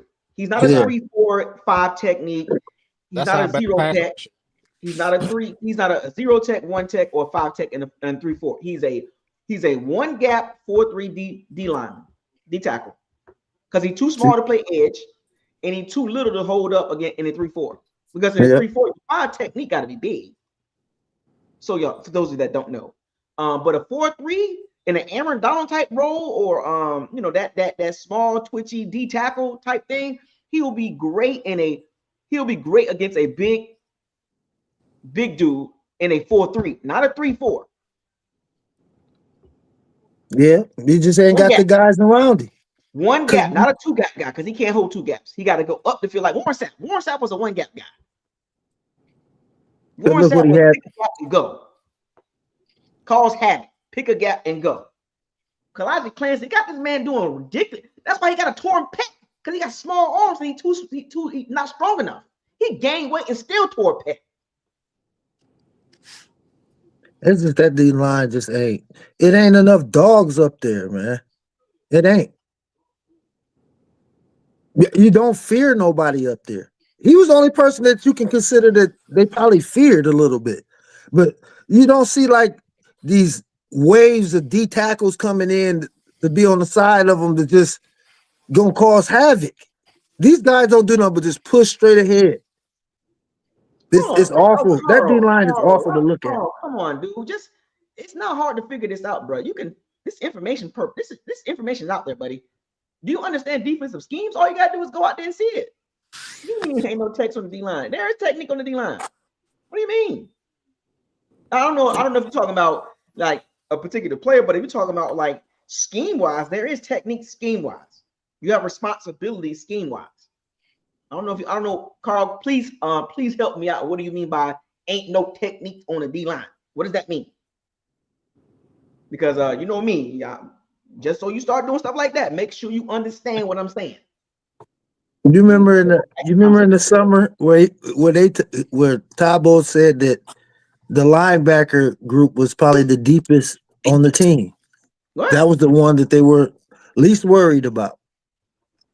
And we all saw the problems with the middle, with the inside and the outside linebackers.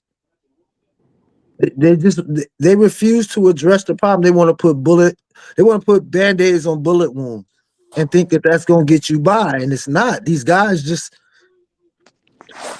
Dennis not hitting the run game. I was watching him today, and there's some plays that he should have shot the gap, and he's not it.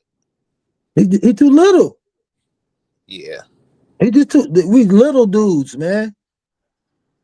We got a small linebacking core. We got a small safety group. Yeah. Jesus. Just little. The quarterback little, the running back little, the linebackers little, and the safeties are little.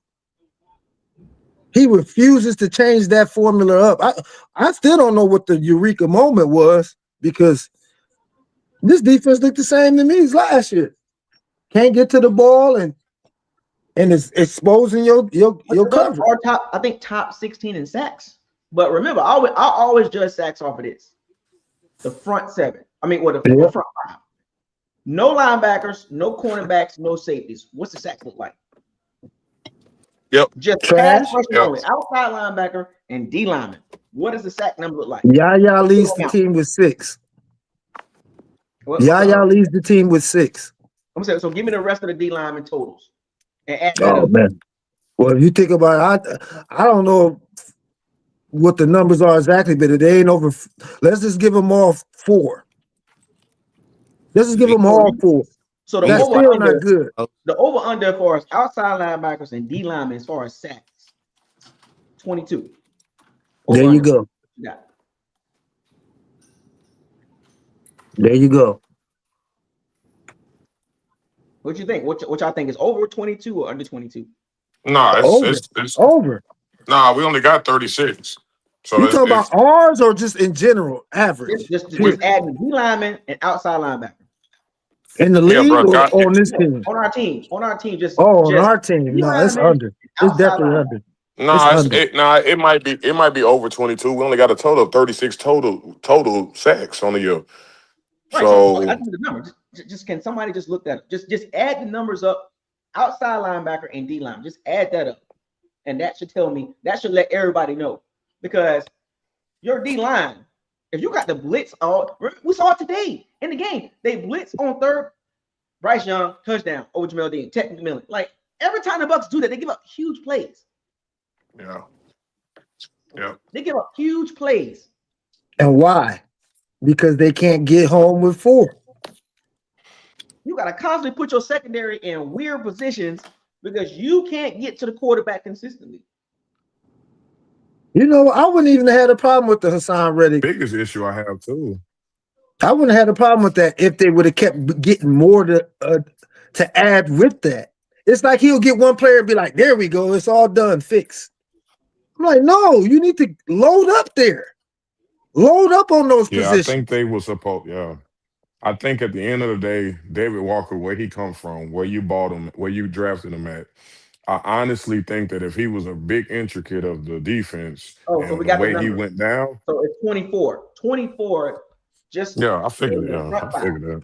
The depth. Yeah, that's not good. That's not good. It's not good 20. At all. I almost guessed it. I said 22. Come on, fam.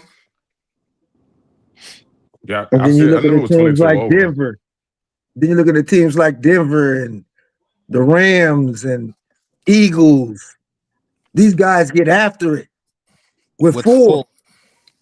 Exactly. With 4. Makes me sick watching other teams play, get pressure with 4. But even through all that, Jason Light still had a window to address the D line at the trade deadline. and you got Buck fans, you know he like his draft picks. What difference does it make, bro, if you're gonna draft somebody that's not gonna be good? No Like the dominant meat. D lineman, no dominant D lineman that the team that the offensive coordinator or head coach gonna be like, man, we got to scheme around this dude. Yep. Exactly. Don't nobody scared. Ain't nobody scared of nobody up there. Oh, It by the used to way, the be. Jags It just scored used. again It in used Denver. to be. It used to be They're Vito. beating Denver in Denver. Liam Cohen led team is beating Denver in Denver with Nick Benito and Jonathan Cooper pass from Zach Allen and all those guys, those monsters that the Broncos got on the D line. The Jaguars is winning 24-17. That was our guy. Liam Cohen was our guy. Literally. He was our guy. That We was the sat guy. there and let our guy walk out. I don't care if he talking about we were going to make him the high. No, you should have. He was probably mad that I wanted to be the head coach. I should be the head coach of this team. Blame Bucks media for that because But wait a it minute. was. I gotta correct myself. Somebody looked at it officially. Braid Weather 888. Our D line only has 18 sacks all year. Told you it was under. Oh my gosh. I told you it was under. Can you believe that? If Yaya if he leads the team in sacks with 6, what is that? You know it can't be too much more. I was being nice. I said give everybody else 4. Damn. These guys got 2-3 sacks, man. Damn. I mean, even Greg Yaya shit Gaines. is Where is bad. he at? Where's Greg Gaines at?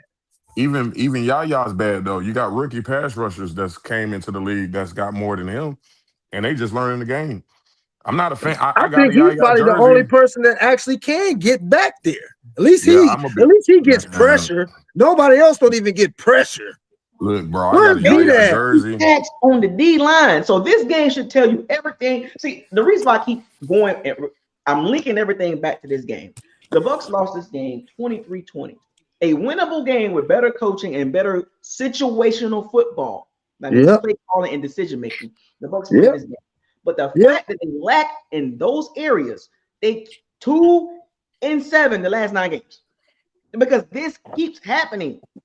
Today's game should let everybody know why is this happening. Oh, Walter Nolan hurt. Oh, the rookie Walter Nolan hurt. He's good too.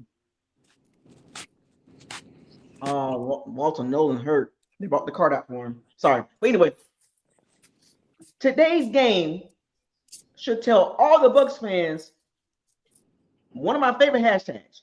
What does your eyes tell you? Stop thinking with your emotions. Stop trying to be buddy with the media. Stop trying. Just tell the truth. Tell the truth of what did you see today in the microcosm of the last 9 games. What is the hashtag? What is your eyes telling you? And I'm not going to mention anybody's names, but what is your eyes telling you? Stop trying to ignore the truth. These people really think. There's people in the chat room that really think that this roster is straight.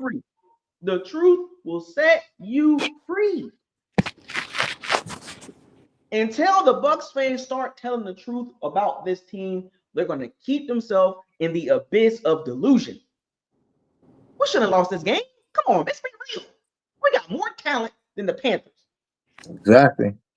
On offense, I don't know about on defense. We should. Who got the better roster? Overall, we got a better roster. We definitely do. Come on, let's be real. Overall, we definitely got a better roster. A team that is up and coming. We already there. Up and coming. Oh, they still trying to figure it out. But that's Buccos. But that's why we know it's a coaching problem. We know it's a coaching problem. I think it's more of a personnel problem. Yeah, I'm sorry. I watch. Yeah, you could say that, but I still. I think these guys just ain't good.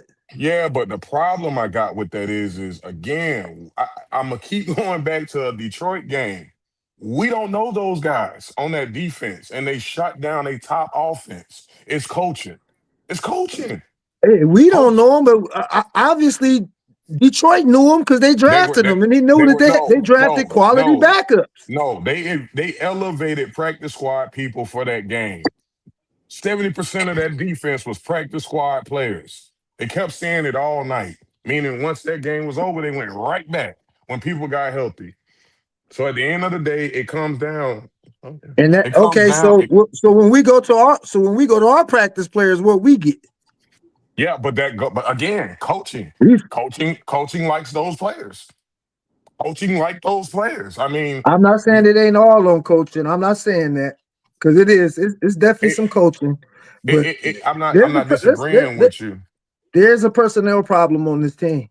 There is, right? But that's gonna be on every team. But it's up to the coaches to get the most out of the players. I asked this question last time. When have we ever had a practice squad guy just come up off the practice squad and just become like a focal point of the team? Just just become one of those guys. Dude, dude was just They're not good literally enough. We get yeah, these unsigned but draft other guys team from but the these teams can do undrafted it though. players from these small schools. But other teams can do it though. But all of ours just all suck. I don't I think don't that I don't think other teams go to these little small schools and get they undrafted guys like that. We do. We maybe seem to. maybe I think. I think Jason Light thinks he's the smartest idiot in the room. He you tries to do this and just get the player that you should get when you should get you probably get right, him. right? But here's the thing. We have a situation with Ibuka, right? Where he not looking too good at the end of the season, right? What is our receivers coach doing? What is he doing? Like what? No, honestly, what is he doing? What is our tight ends coach doing? These I do guys not are like not our being special team uh, coach. I do not like our special team coach at all. like your special teams coach. Like that's what I'm saying. Tom So as McVay much, said, "Oh, you gave up a kick. Oh, you got to get rid. We got to let you go the next day." yeah, The bro. next day they got rid of their special team coach. They ain't waste no time. That's 3 games. Matter of fact, the special team coach for the Rams messed the Rams in 3 losses. Yep. 3 of All those losses. points. Yep. And we Sean still McVay have said, ours. "Enough, enough." We too passive. Yeah, and we still have ours. So I hear what you're saying, Sal, about personnel with the players, but I also feel like again, like what about our starting players? They're not developing. They either have it or they don't, and that's just what it is. And this is another issue, Buckles. I ain't heard nobody speak about it. Mike Evans let the cat out the bag, and I've been saying this for the past few years. We don't practice enough. That man, I don't know if y'all watched his sitting on the couch with Golston, but he let the cat out he's like, I'm shocked Yeah, we had a he was happy that we got 3 practices, but that's not we look, bro, that's not a we ain't been coaching practicing. problem. The rest. That's how the league got it set up now. We Nah, don't. nah, nah. I honestly think that we do more walkthroughs than anything. And I've been we don't practice like people think. We don't.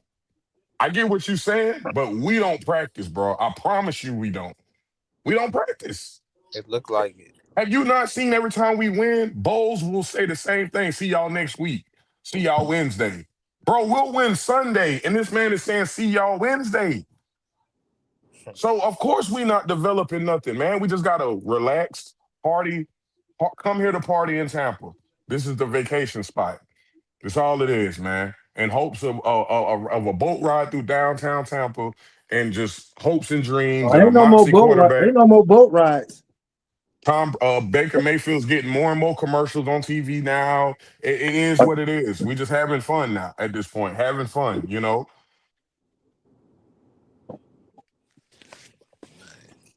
I don't like. I don't. There's there's no tolerance type of people in the building anymore. What did Bowles say at the podium before this game? Yeah, that loss is still on my mind, but you know, it's the NFL. Everybody loses. That right there, I said, okay, he got to go. I've already been saying he's got to go, but I can't tolerate a head coach saying, hey, it's the NFL. Everybody loses. No, no, you don't lose games you're supposed to win, bro. You Who cannot coach that says type. that? You Anyone cannot say say that? that. Yes, it's on the podium. I actually mentioned it again. You can go back and go look at 2 days ago. He just said it at the podium because they asked him about dropping the f bombs and all of this and that, and he's like, "What about that loss?" And he's just simply saying, you got to get over it. Everybody loses. It's the NFL. That's Are we gonna exactly talk? what he said. Are we gonna really have a deep dive into the quarterback situation? There's nothing to say. He's got He to come has back one more year. He's a bridge quarterback, and we just hope that something. We hope something lands, or where we're at. We're hoping for a trade of some sort to get a guy over here where Baker Mayfield knows, bro, your time limited. Hell, at this point, I'm liking what I see from Shador. If the Browns really don't like him, hey, bro, get him over here. Did they Get him win over today? here. Nah, nah, they Oh, they they got lost. ran all they got ran all over. It just James Cook, No, it baby. wasn't. It was close. It was 20. It was 20-23 Cause when I looked. all they did was use one player to beat him, James Cook. They didn't do nothing. They just ran the ball all day. I know because I lost in I'm pretty much eliminated from the playoffs behind it with Josh Allen, but I don't know if they're gonna, continue the Shador thing, but where we're at right now, it's gonna be hard to get a quarterback. Very hard unless next year they just implode and tank and we That's what I become the said. Not this year coming up, but the year after that. We should be drafting a quarterback. This guy should not be comfortable. As in, yeah, I'm home. This is me. That type of mentality. I don't want him comfortable. I don't how want him we comfortable. a Super Bowl window to not even get into the second round of the playoffs to now we got to rebuild is insane. It ain't That is even a insane. rebuild. We got great players in specific positions. You gotta compliment them with. I just don't understand some of the moves they make. It's just so. Some of these draft picks are just awful, And then awful. we just need a hole of a coach in here that's going to put a hole material on the field. I'm not a fan of. I don't want to see a team. I don't want to see the opposing team hugging my quarterback after we lose a game against a division rival. I'm not a fan of that. I just yeah, you saw a boy hug Baker Mayfield. I don't care if they friends, bro. We just lost a game. We needed to win. Y'all around here hugging and stuff. Just like when y'all was praying. I'm cool with you praying with players. I get that. But bro, we should have beat the Falcons. Now you're praying with them. What is going on? Y'all ain't got no edge to y'all. Nobody's upset. All you're gonna do is stand at the podium and say, we'll get them next time. We'll get them next week. We understand what this team's got to do. We've been here before. And that's the problem. We've been here before so many times with Todd Bowles. The same story as head coach. Win the first few, then we get to the midseason slump. We always rally back at the end, win the division by a game or two. We've been doing it every year. It's finally caught up to us. It's over with. Yeah. This is not Buck football, bro. You're clawing and teething your way to a playoff appearance. That's not hell no, man. It's not sustainable. Ah, and like some who was that? We didn't look at it at the time, but the barely win and the heroic football from Baker Mayfield was a bad sign of things to come when we fast forward to now. That's what I've been saying. I'm like, no, that ain't. I don't like that. I don't like these type of wins. You squeeze some of those out every now and then, but to week in and week out to keep winning games like that, I'm like, no, that's not working. I'm not. This offense stinks. He ain't You Yeah. can't. the The Eagles game. quarterback can't keep running the ball. Now he's not even throwing 200 yards a game. Exactly. Yeah, now that's Now he's throwing embarrassing. picks late in the game. That's 2 weeks in a row we were in field goal position or in game-winning drives, and he throws a pick. I mean, you can actually go to every pick Baker has thrown. it comes at the worst I'm done with time. I'm Yeah, done with that dude. that I boy I said don't it. am throw no done with him. picks. He don't throw picks in the first quarter. He throw them joints at the last minute when they are backbreaker of picks. I It said it. Yeah, never fails. because he I said can't it handle the earlier. pressure.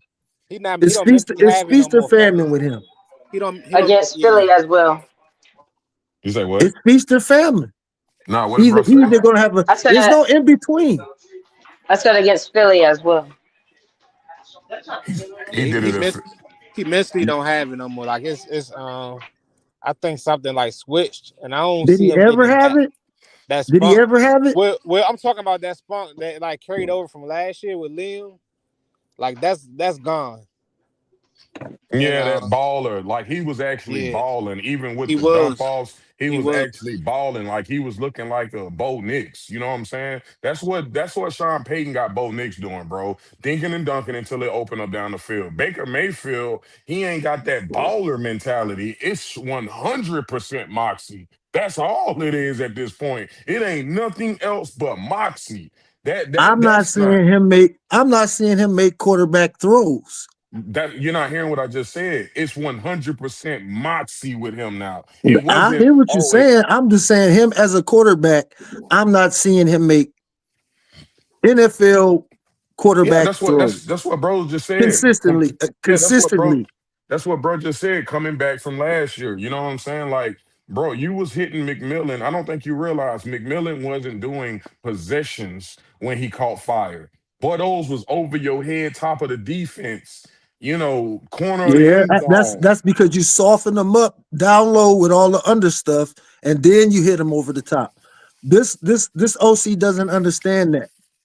Yeah, but he also Oh, got a quarterback that's not taking what the defense is giving him either. He ain't yeah. making it no better. Like He was even doing if okay in we the first half. He was taking his check downs, and then he went back to pressing for the big play. He yeah, he had one got to Second half, Rashad. He took a sack. Rashad White was wide open. He wide took open, a sack. right there in his face. But then again, I don't know if he saw him or not Couldn't see because him. he's so short. Yep. Couldn't see him. So I guess that's the reason. and I'm not understanding why for the life of me. Bro, Rashad White has one skill set that's like top 5 in the league when it comes to in space, right? We know this. We've seen this. But they Damn, don't bro. draw it up for him. When it all fails, you can't go back to the extension of the run. What the hell is like? Brady I'm not. did. Brady was checking down to him every. He ain't open. Oh, where's Rashad? But where is Baker Mayfield as a professional quarterback saying, "Grizz, I need a safety blanket, Exactly. bro. I need a safety blanket, bro."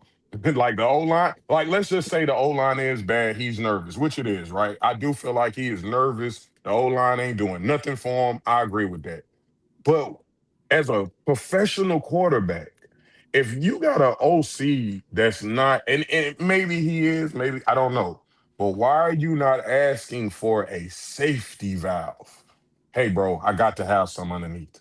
I know you want to get these plays here and there, but bro, I don't have enough time to get to these What they're throws. doing is keeping him in the pocket so he don't scramble to the outside. And Baker likes to scramble up the middle. So his first instinct is when he can't see nothing is to tuck in and try to dip Well, around some linemen. Can't that's even why see downfield. that's why he threw the interception, because Mike thought, like all we were, he was going to scramble up that ball, because when he pulls it down, Like he he moves should have. Hold on. he scrambles. Like he Yeah. should have. He He does. should have. Yeah. He made it. He didn't. I guess he didn't want to blow that time out if he would have started running. But It still, though, don't matter if you gotta blow it. You gotta. The top priority is ball security at that point. We are like at the 35-yard line, bro. you would think, and Run the then, ball and slide. And if we but this the have to, we crazy can thing. get up and run another play. But this But the crazy if thing, all though. else fails, Oh, go ahead. we are in field goal range. Our field goal kicker is on fire. What are you doing? But this was so crazy. You mean to tell me nobody they got in that when they got in that spot? You mean to tell me you didn't want to just take a shot deep? Because all Brady did 50-50 ball. Hey, either gonna catch it or I'm gonna get a pass interference Did you call. You see mean to tell me one now? deep ball to Mike this game? No. The only deep shot was to a Mecca, and I That think that one was just play. a blown coverage. Like he saw that. Baker isn't throwing the ball longer than 10 yards downfield. This how you know, like we're like you could see like what's coming is like we too predictable. There was a lot of plays where like Mike Evans like wasn't on the field at all.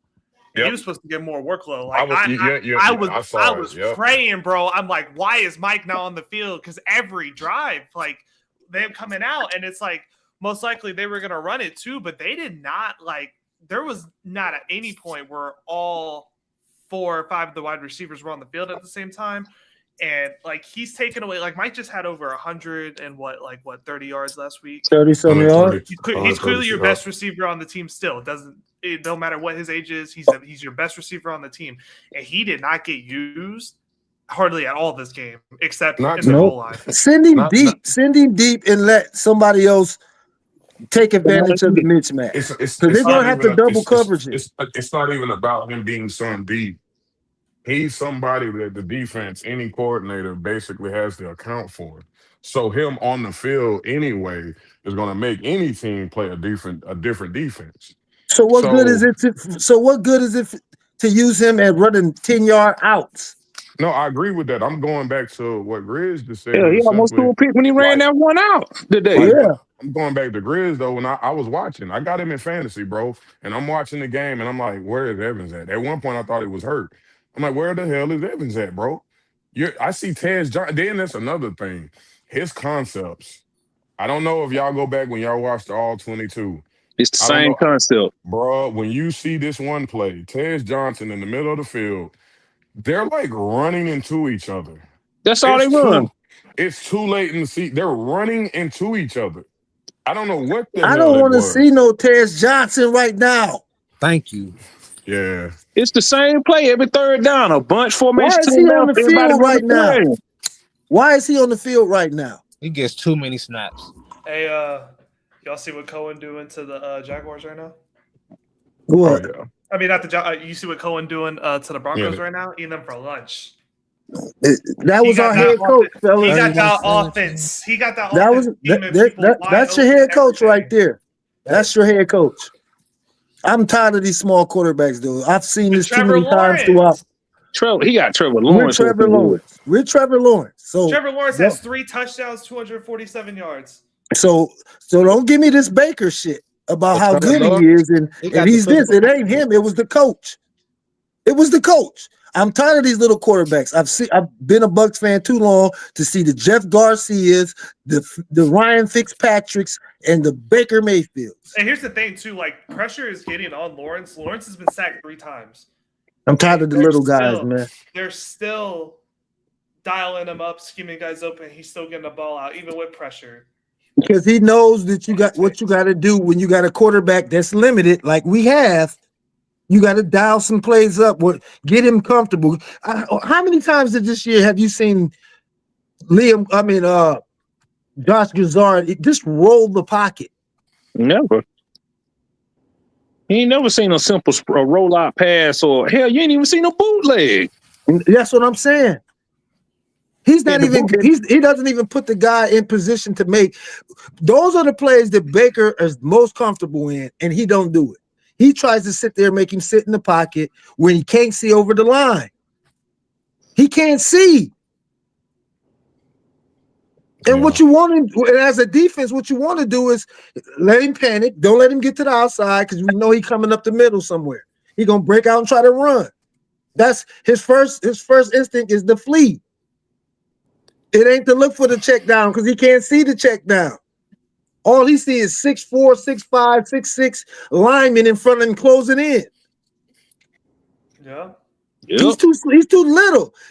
Being that small of a quarterback, that's limiting your game of what you can do for us right away. There's only been one quarterback who could do it. It was Drew Brees. He was an anomaly.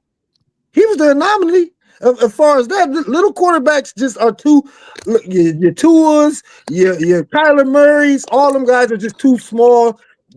What's Russell Wilson? They just too little, man. They can't see enough. They are, but the thing like this though, you still got to have an OCs that's got to understand how this works, right? I mean, Exactly. At the end of the day, you still, even if they aren't the best of they ain't got the best height, the best size. Yeah, Okay, you got bro. to utilize their talents, like I just said. Yeah. So like I agree. I don't want the little quarterback, 6 foot. You know, the 6 foot guy. No, I get him a little taller than that. But even so, I'm sorry, bro. The Glazers are sitting here watching the fall off of. Well, we added a receiver. You kind of brought back the same defense, so to He speak. brought back the same He defense the did. last 3 He years. did. Yeah, so why is the fall off this bad from last year? So why are we What is the okay? So constant? why are we killing the head coach about his defense? And it's the same defense. No, I'm proving my point by saying that. What is the constant here? The It is constant the is head the coach. GM. The It GM is. is not get. If I'm asking you for certain players and this is what you bringing me, I'm gonna be it's honest on with you. you. You just as Yeah, culpable as the head yeah. coach is. You are, but at the same time, as a GM, I am not responsible for player development. That's you as a head coach. Why is our head coach having a problem Some with of these players are understanding? not even. They're not even developing. I Aren't mean, even worth We don't developing. we no, don't we know talking that about though. small. We talking about small quarterbacks, dude. We a small team in general. That's Man, what I said. what big dude? You've What been like? gone for a minute though, Big Buck. Yeah, I I'm just said saying. we got the little quarterback, the little running back, the little linebackers, and the little safeties. Well, here's the problem. We might be little, but we damn sure just lost to another little quarterback, even smaller. So that ain't even an excuse. We lost to a Yes, it is. smaller quarterback. We lost to a smaller It ain't like he quarterback at the end knocking of it the out day. the park Bryce either. Bell, He 5'10". ain't. He ain't. But here go Say the what now? problem. Huh? You said No, somebody up by 6? no, I was saying I think Bryce Young's like 5'10", 5'11". He ain't even Yeah, six that's what I'm foot. No, saying. he ain't So even we 6 so foot. No, Yeah. hell no. we And can he ain't so that's what knocking I'm it out. saying. Name a little quarterback in the league that's knocking it out the park right now. I'm not saying that's not what I'm getting at. What I'm saying is at the end of the day, we lost to even a smaller quarterback. It's deeper than that. The coaching is not doing a good job, man. Yeah, and that's quarterback play too. That's Hey, quarterback. That's I don't know. quarterback to OC I don't know combination. if y'all. I don't know if y'all That's heard this. quarterback to OC Okay, combination. so what does that have to do with someone like a Kirk Cousins, right? That has the rest of the league, he is pedestrian, Statue. but plays us, and he is literally So throwing for it's a 1,000 rebirth. Now yards you and a see, but yeah, see yeah, now you could that reverts back to what we missing, what we lacking on defense, a pass rush. You didn't address it. You went and put a band-aid on a bullet wound.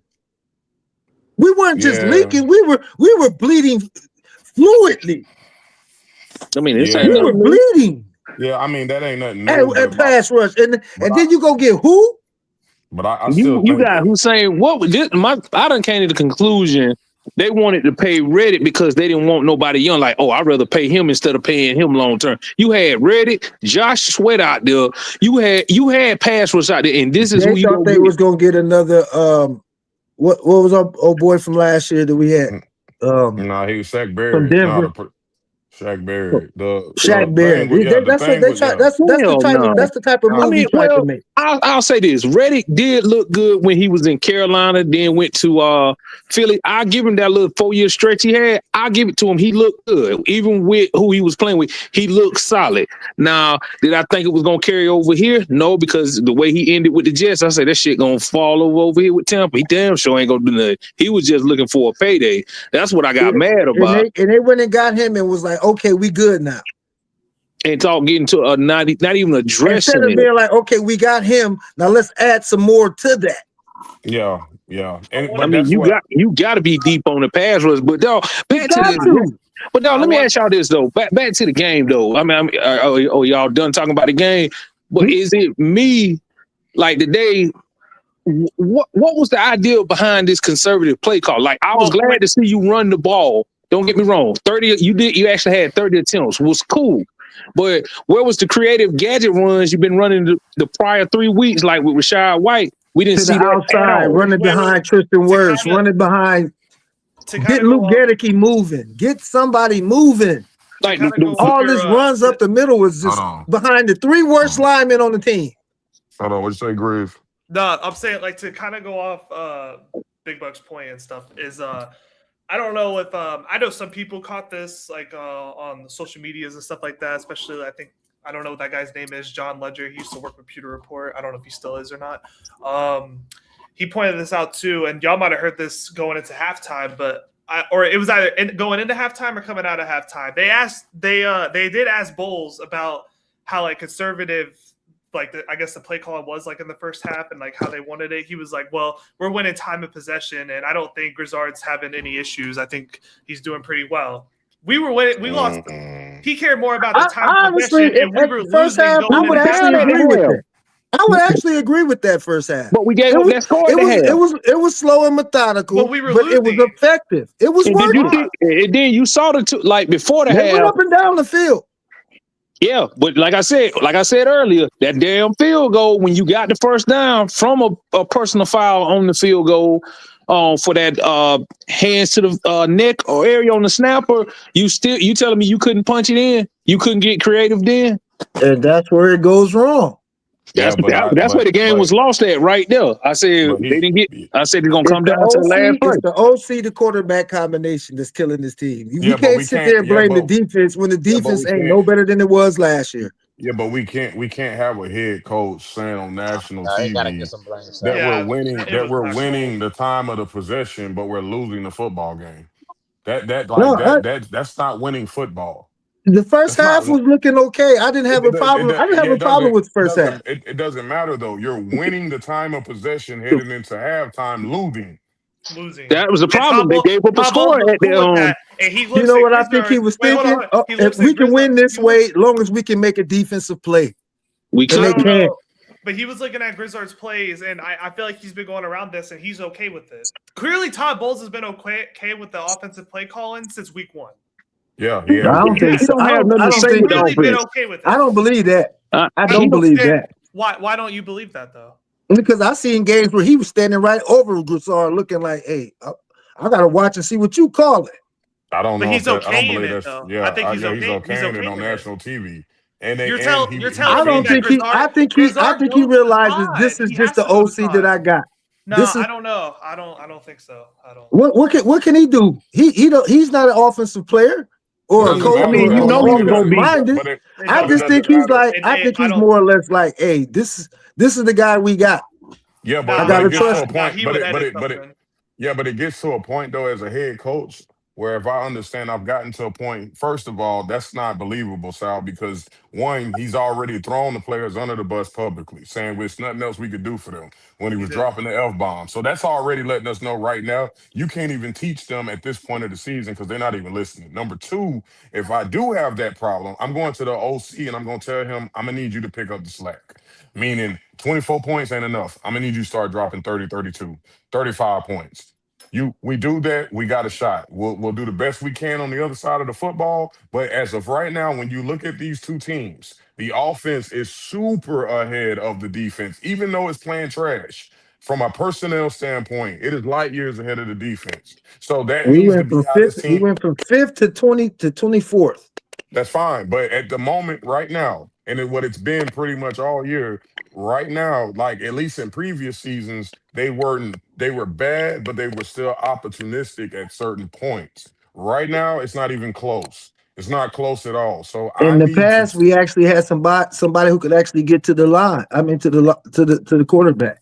Well, I'm saying the past 2 seasons, it ain't been as bad as it has been this year. Like we have Winfield, he basically said the Saints game was his last game.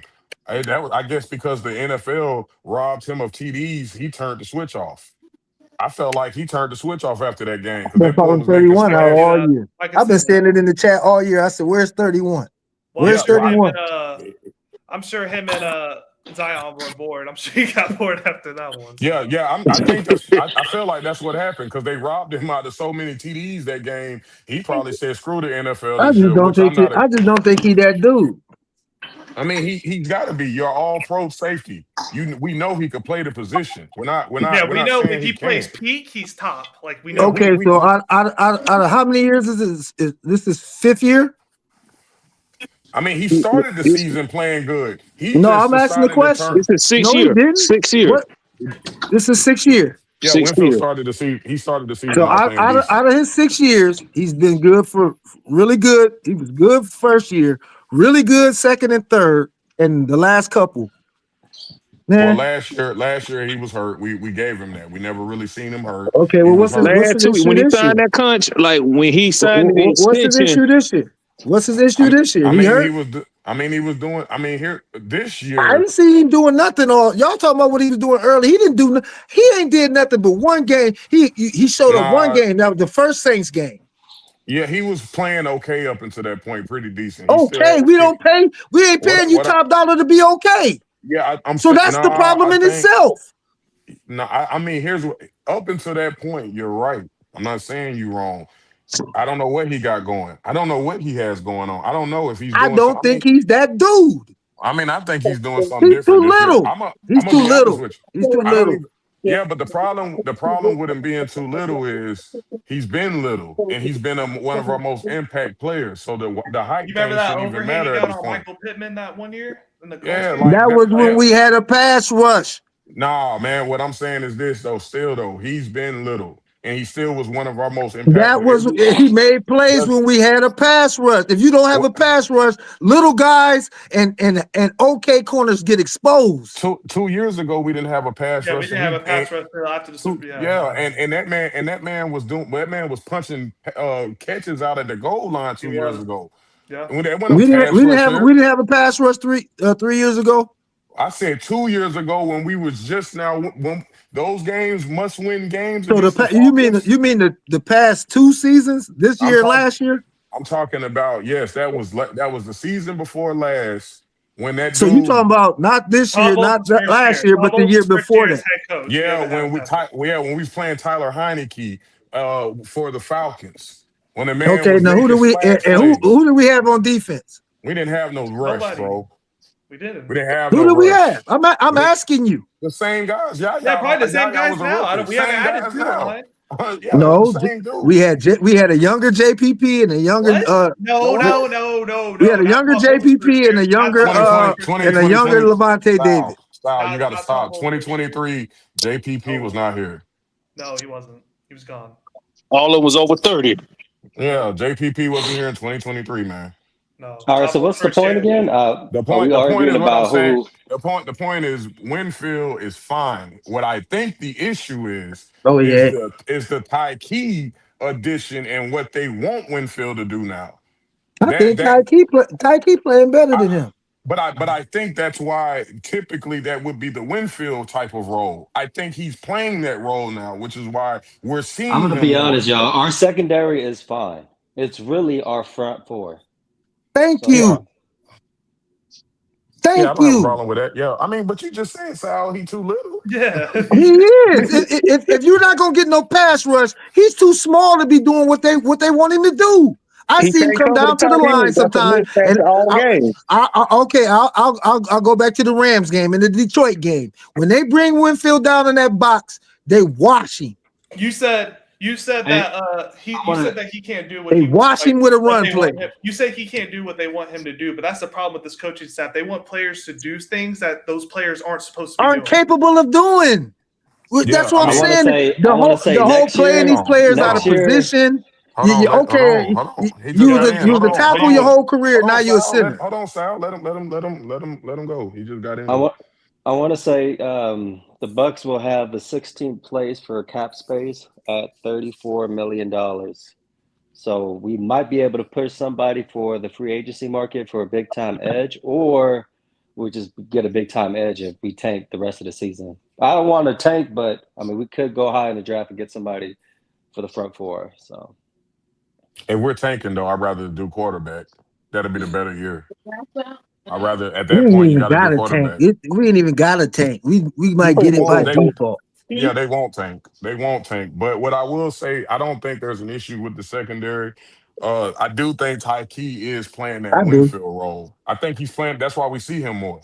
I don't know what they got Winfield doing. I'm gonna be honest. And somebody said he can't cover tight ends. He's the reason we beat the Saints the year we won the Super Bowl, punching the ball out of a tight end hand. So he's No, I thought that instinctive was as what you hell. call that did it. The dude that played the No, nickel.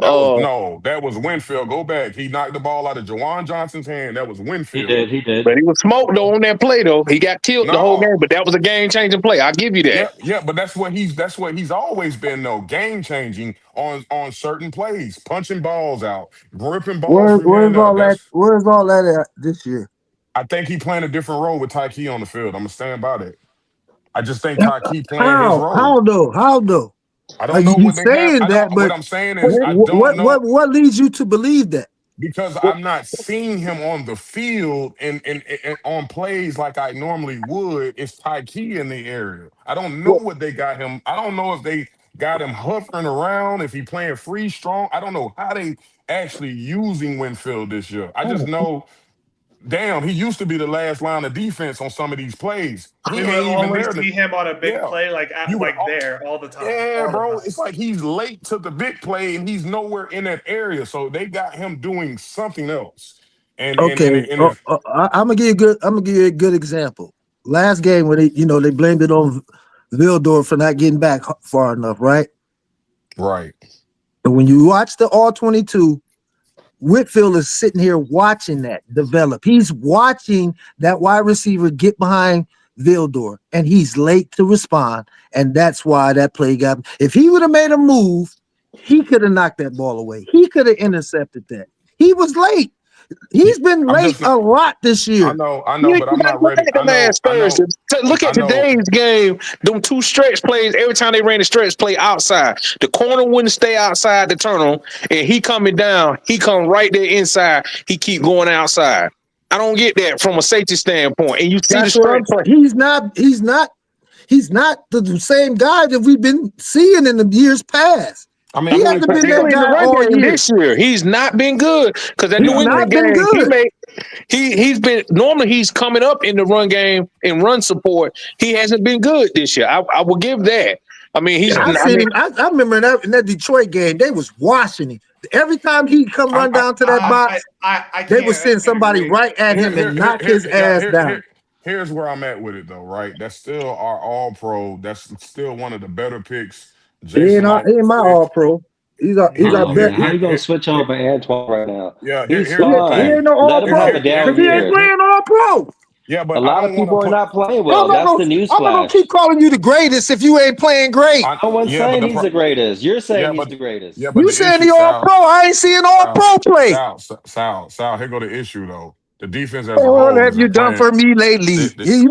Don't make me start singing my song. You know what he done for us lately? Yeah, but the defense hasn't. That's what he did. The defense hasn't been playing as a whole. They ain't been playing good. So it's not a one guy situation on defense. What have you done for me lately? I mean, the whole defense hasn't been doing anything lately. Pretty much most of the What have you done for me lately?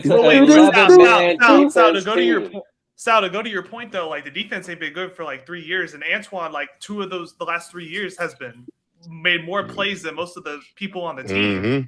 So he's done where he at? Where he go? Where he at? Where he go? But you're ignoring that though. I'm not ignoring.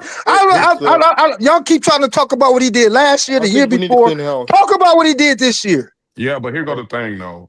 When we say talk what, about so we should just give up on him because he messed up this year? I ain't saying give up on him, but I'm saying he needs to step his ass up. Hold on. What is your point? You want to say that he just? I'm saying he needs to step up and earn that money. Okay, well he need to step up and then leave it at that. Move on. Defense, a first one next to Bowles every single year. It's time for a change. It really is. Bowles lost the locker room. He didn't lose the locker room. He just losing. He's a loser. All losing, man. He's a loser. He's the blame. Yeah, he's lost the locker room. He's the blame. Why do y'all think he lost the locker room? When you threw them under the bus at the podium, when you threw them under the bus you threw your team under the bus, bro. What are we talking about? I seen them actually come out and play better this week than they did last week. Did you guys watch the press conference today? I think he played. I think the team actually played better today than they did last week. Hold on. What did they say at the podium? Because I haven't seen it yet. What did they say today? I seen it. What did he say? Baker, he said he's taking it's on him. Exactly. He said it every week though. Every time they lose, it's on him. He said it in the season when they lose like Eagles. Yeah, it is on him today. He threw a dumb pass. Baker is becoming the scapegoat because he already knows that the world they want Bowles out of there. They want him gone. He already knows. Let's talk about that. Everybody agrees y'all want Bowles gone. Yeah. Mm-hmm. Yeah. Okay. Everybody agrees y'all want Jason Light gone. I don't know on that one. I want him gone. I want him gone. I don't know on that one. He's the one great artist. If it wasn't for him, we wouldn't win a Super Bowl. How about this as a proper 2020. How long ago that Super Bowl was? That's 65 years ago. Yeah, man, y'all can miss me with that shit. Hold on. How about this as a proposition? What if we keep Bowles and then we pick up Mike? No, we're not picking Mike who? Bowles must go regardless this year. Mike Daniels. No, Mike Daniels. No, I think McDaniels will stay in. And, They already said McDaniel's staying in Miami. They say he pretty much going to Okay, save his job. even if that happens, we're gonna have the exact same problem, fellas. Y'all really think Bowles is going to hire an OC who could potentially take his job? That's not going to happen. He did last year. How do you feel about John Gruden? No, the Bucs did not. The reason they let Liam go, they thought they were going to be in the same dirt when they hired Dork by getting rid of Lovey and hiring Dork. That was stupid as hell. How the hell you take an OC from a 6-10 team saying he was a hot head coach candidate? When Cutter was in Atlanta, they went 13-3. He didn't get not one phone call for a head coach. So that's just stupid on the front end. No, back to the original question. The question is, they didn't dig in their pockets deep enough. That's the really the problem is we're gonna have if we go get the OC that y'all want. If we go get the OC that y'all want. If we go get the OC y'all want, we're gonna have the exact same problem. He's gonna do well, and he's gonna get plucked. Yeah, here goes the issue, right? There's only really one available OC that's offensive driven. Well, really two, and the other one I'm not even going to count him because Todd Monken we already been there. I don't want nobody. Hell no. Hell no. It would be Clint Kubiak, right? No, or the OC for the Rams. Like Clint Kubiak, actually, I'm with you on I that. like the OC for the Rams because well, the problem is all those other guys they're very defensive minded. So that not the guy for the Rams. Yeah, but the problem is McVay calls a lot of his offenses, so he kind of hides. Yeah, but that guy is pretty good though. We need that guy. That's the guy we tried to get before we got Grid. Mind John Gruden back? The problem is that guy is not going to take no lateral jobs. Nobody's coming here to be no OC. I prefer John Gruden if you guys don't mind. I think that's our biggest problem. OC and our guards. Ain't nobody coming to be an OC though, bro. The defense too. Ain't nobody coming to be an OC. If they can get the defense would be fine once they actually land an actual pass rush. Yes, the OC, you're right. You can find you a DC. In the NFL, you can find a DC. In the NFL, that's one of the main things you can basically block is a lateral move. So no one that's an OC is not coming here to be an OC. That's a lateral move. It'll get blocked. Look at the first half of the Buccaneers, 5-1 with the offensive coordinator. Let's look at him. He won us some of those games in the first half of the season. He was going down to the wire with sorry ass teams, so there ain't really nothing to Jets. The Jets, I'll give you Houston, but that's it. I mean, I wouldn't even say you went down to the wire with Atlanta. The kicker missed 2 kicks. So bad. Oh my God. The offense haven't been good all year. Here's my issue, right? Yeah. We already knew we was gonna have like some growing pains with the OC, right? So I'm not gonna put too much. I didn't think it was gonna be that bad. I didn't think it was gonna be this bad. Hold on. Now. I don't mind the close wins early, right? I only mind it if you don't build off of it. That is my biggest issue. That's where the problem is at. Yeah, you didn't build. Like, I don't mind you winning close games, even though that's not good, but that's playoff type football. We played our best football early in the season, but we beat the Seahawks. Build off of that, right? Not go down from that. It would have been fine if, like, I don't know this man's scheme at this point. I don't know what it is. I know what Liam's was. I don't even know what his scheme is. Yeah. It's just let's see what works. He was the great offensive third down last year. Now from this year, the OC. We gotta stop that. That was Liam's offense. Hell no. That was just a title. That was just a little title. That's a lie. They don't do that but lie to us. He did not have nothing to do with third down last year, my brother.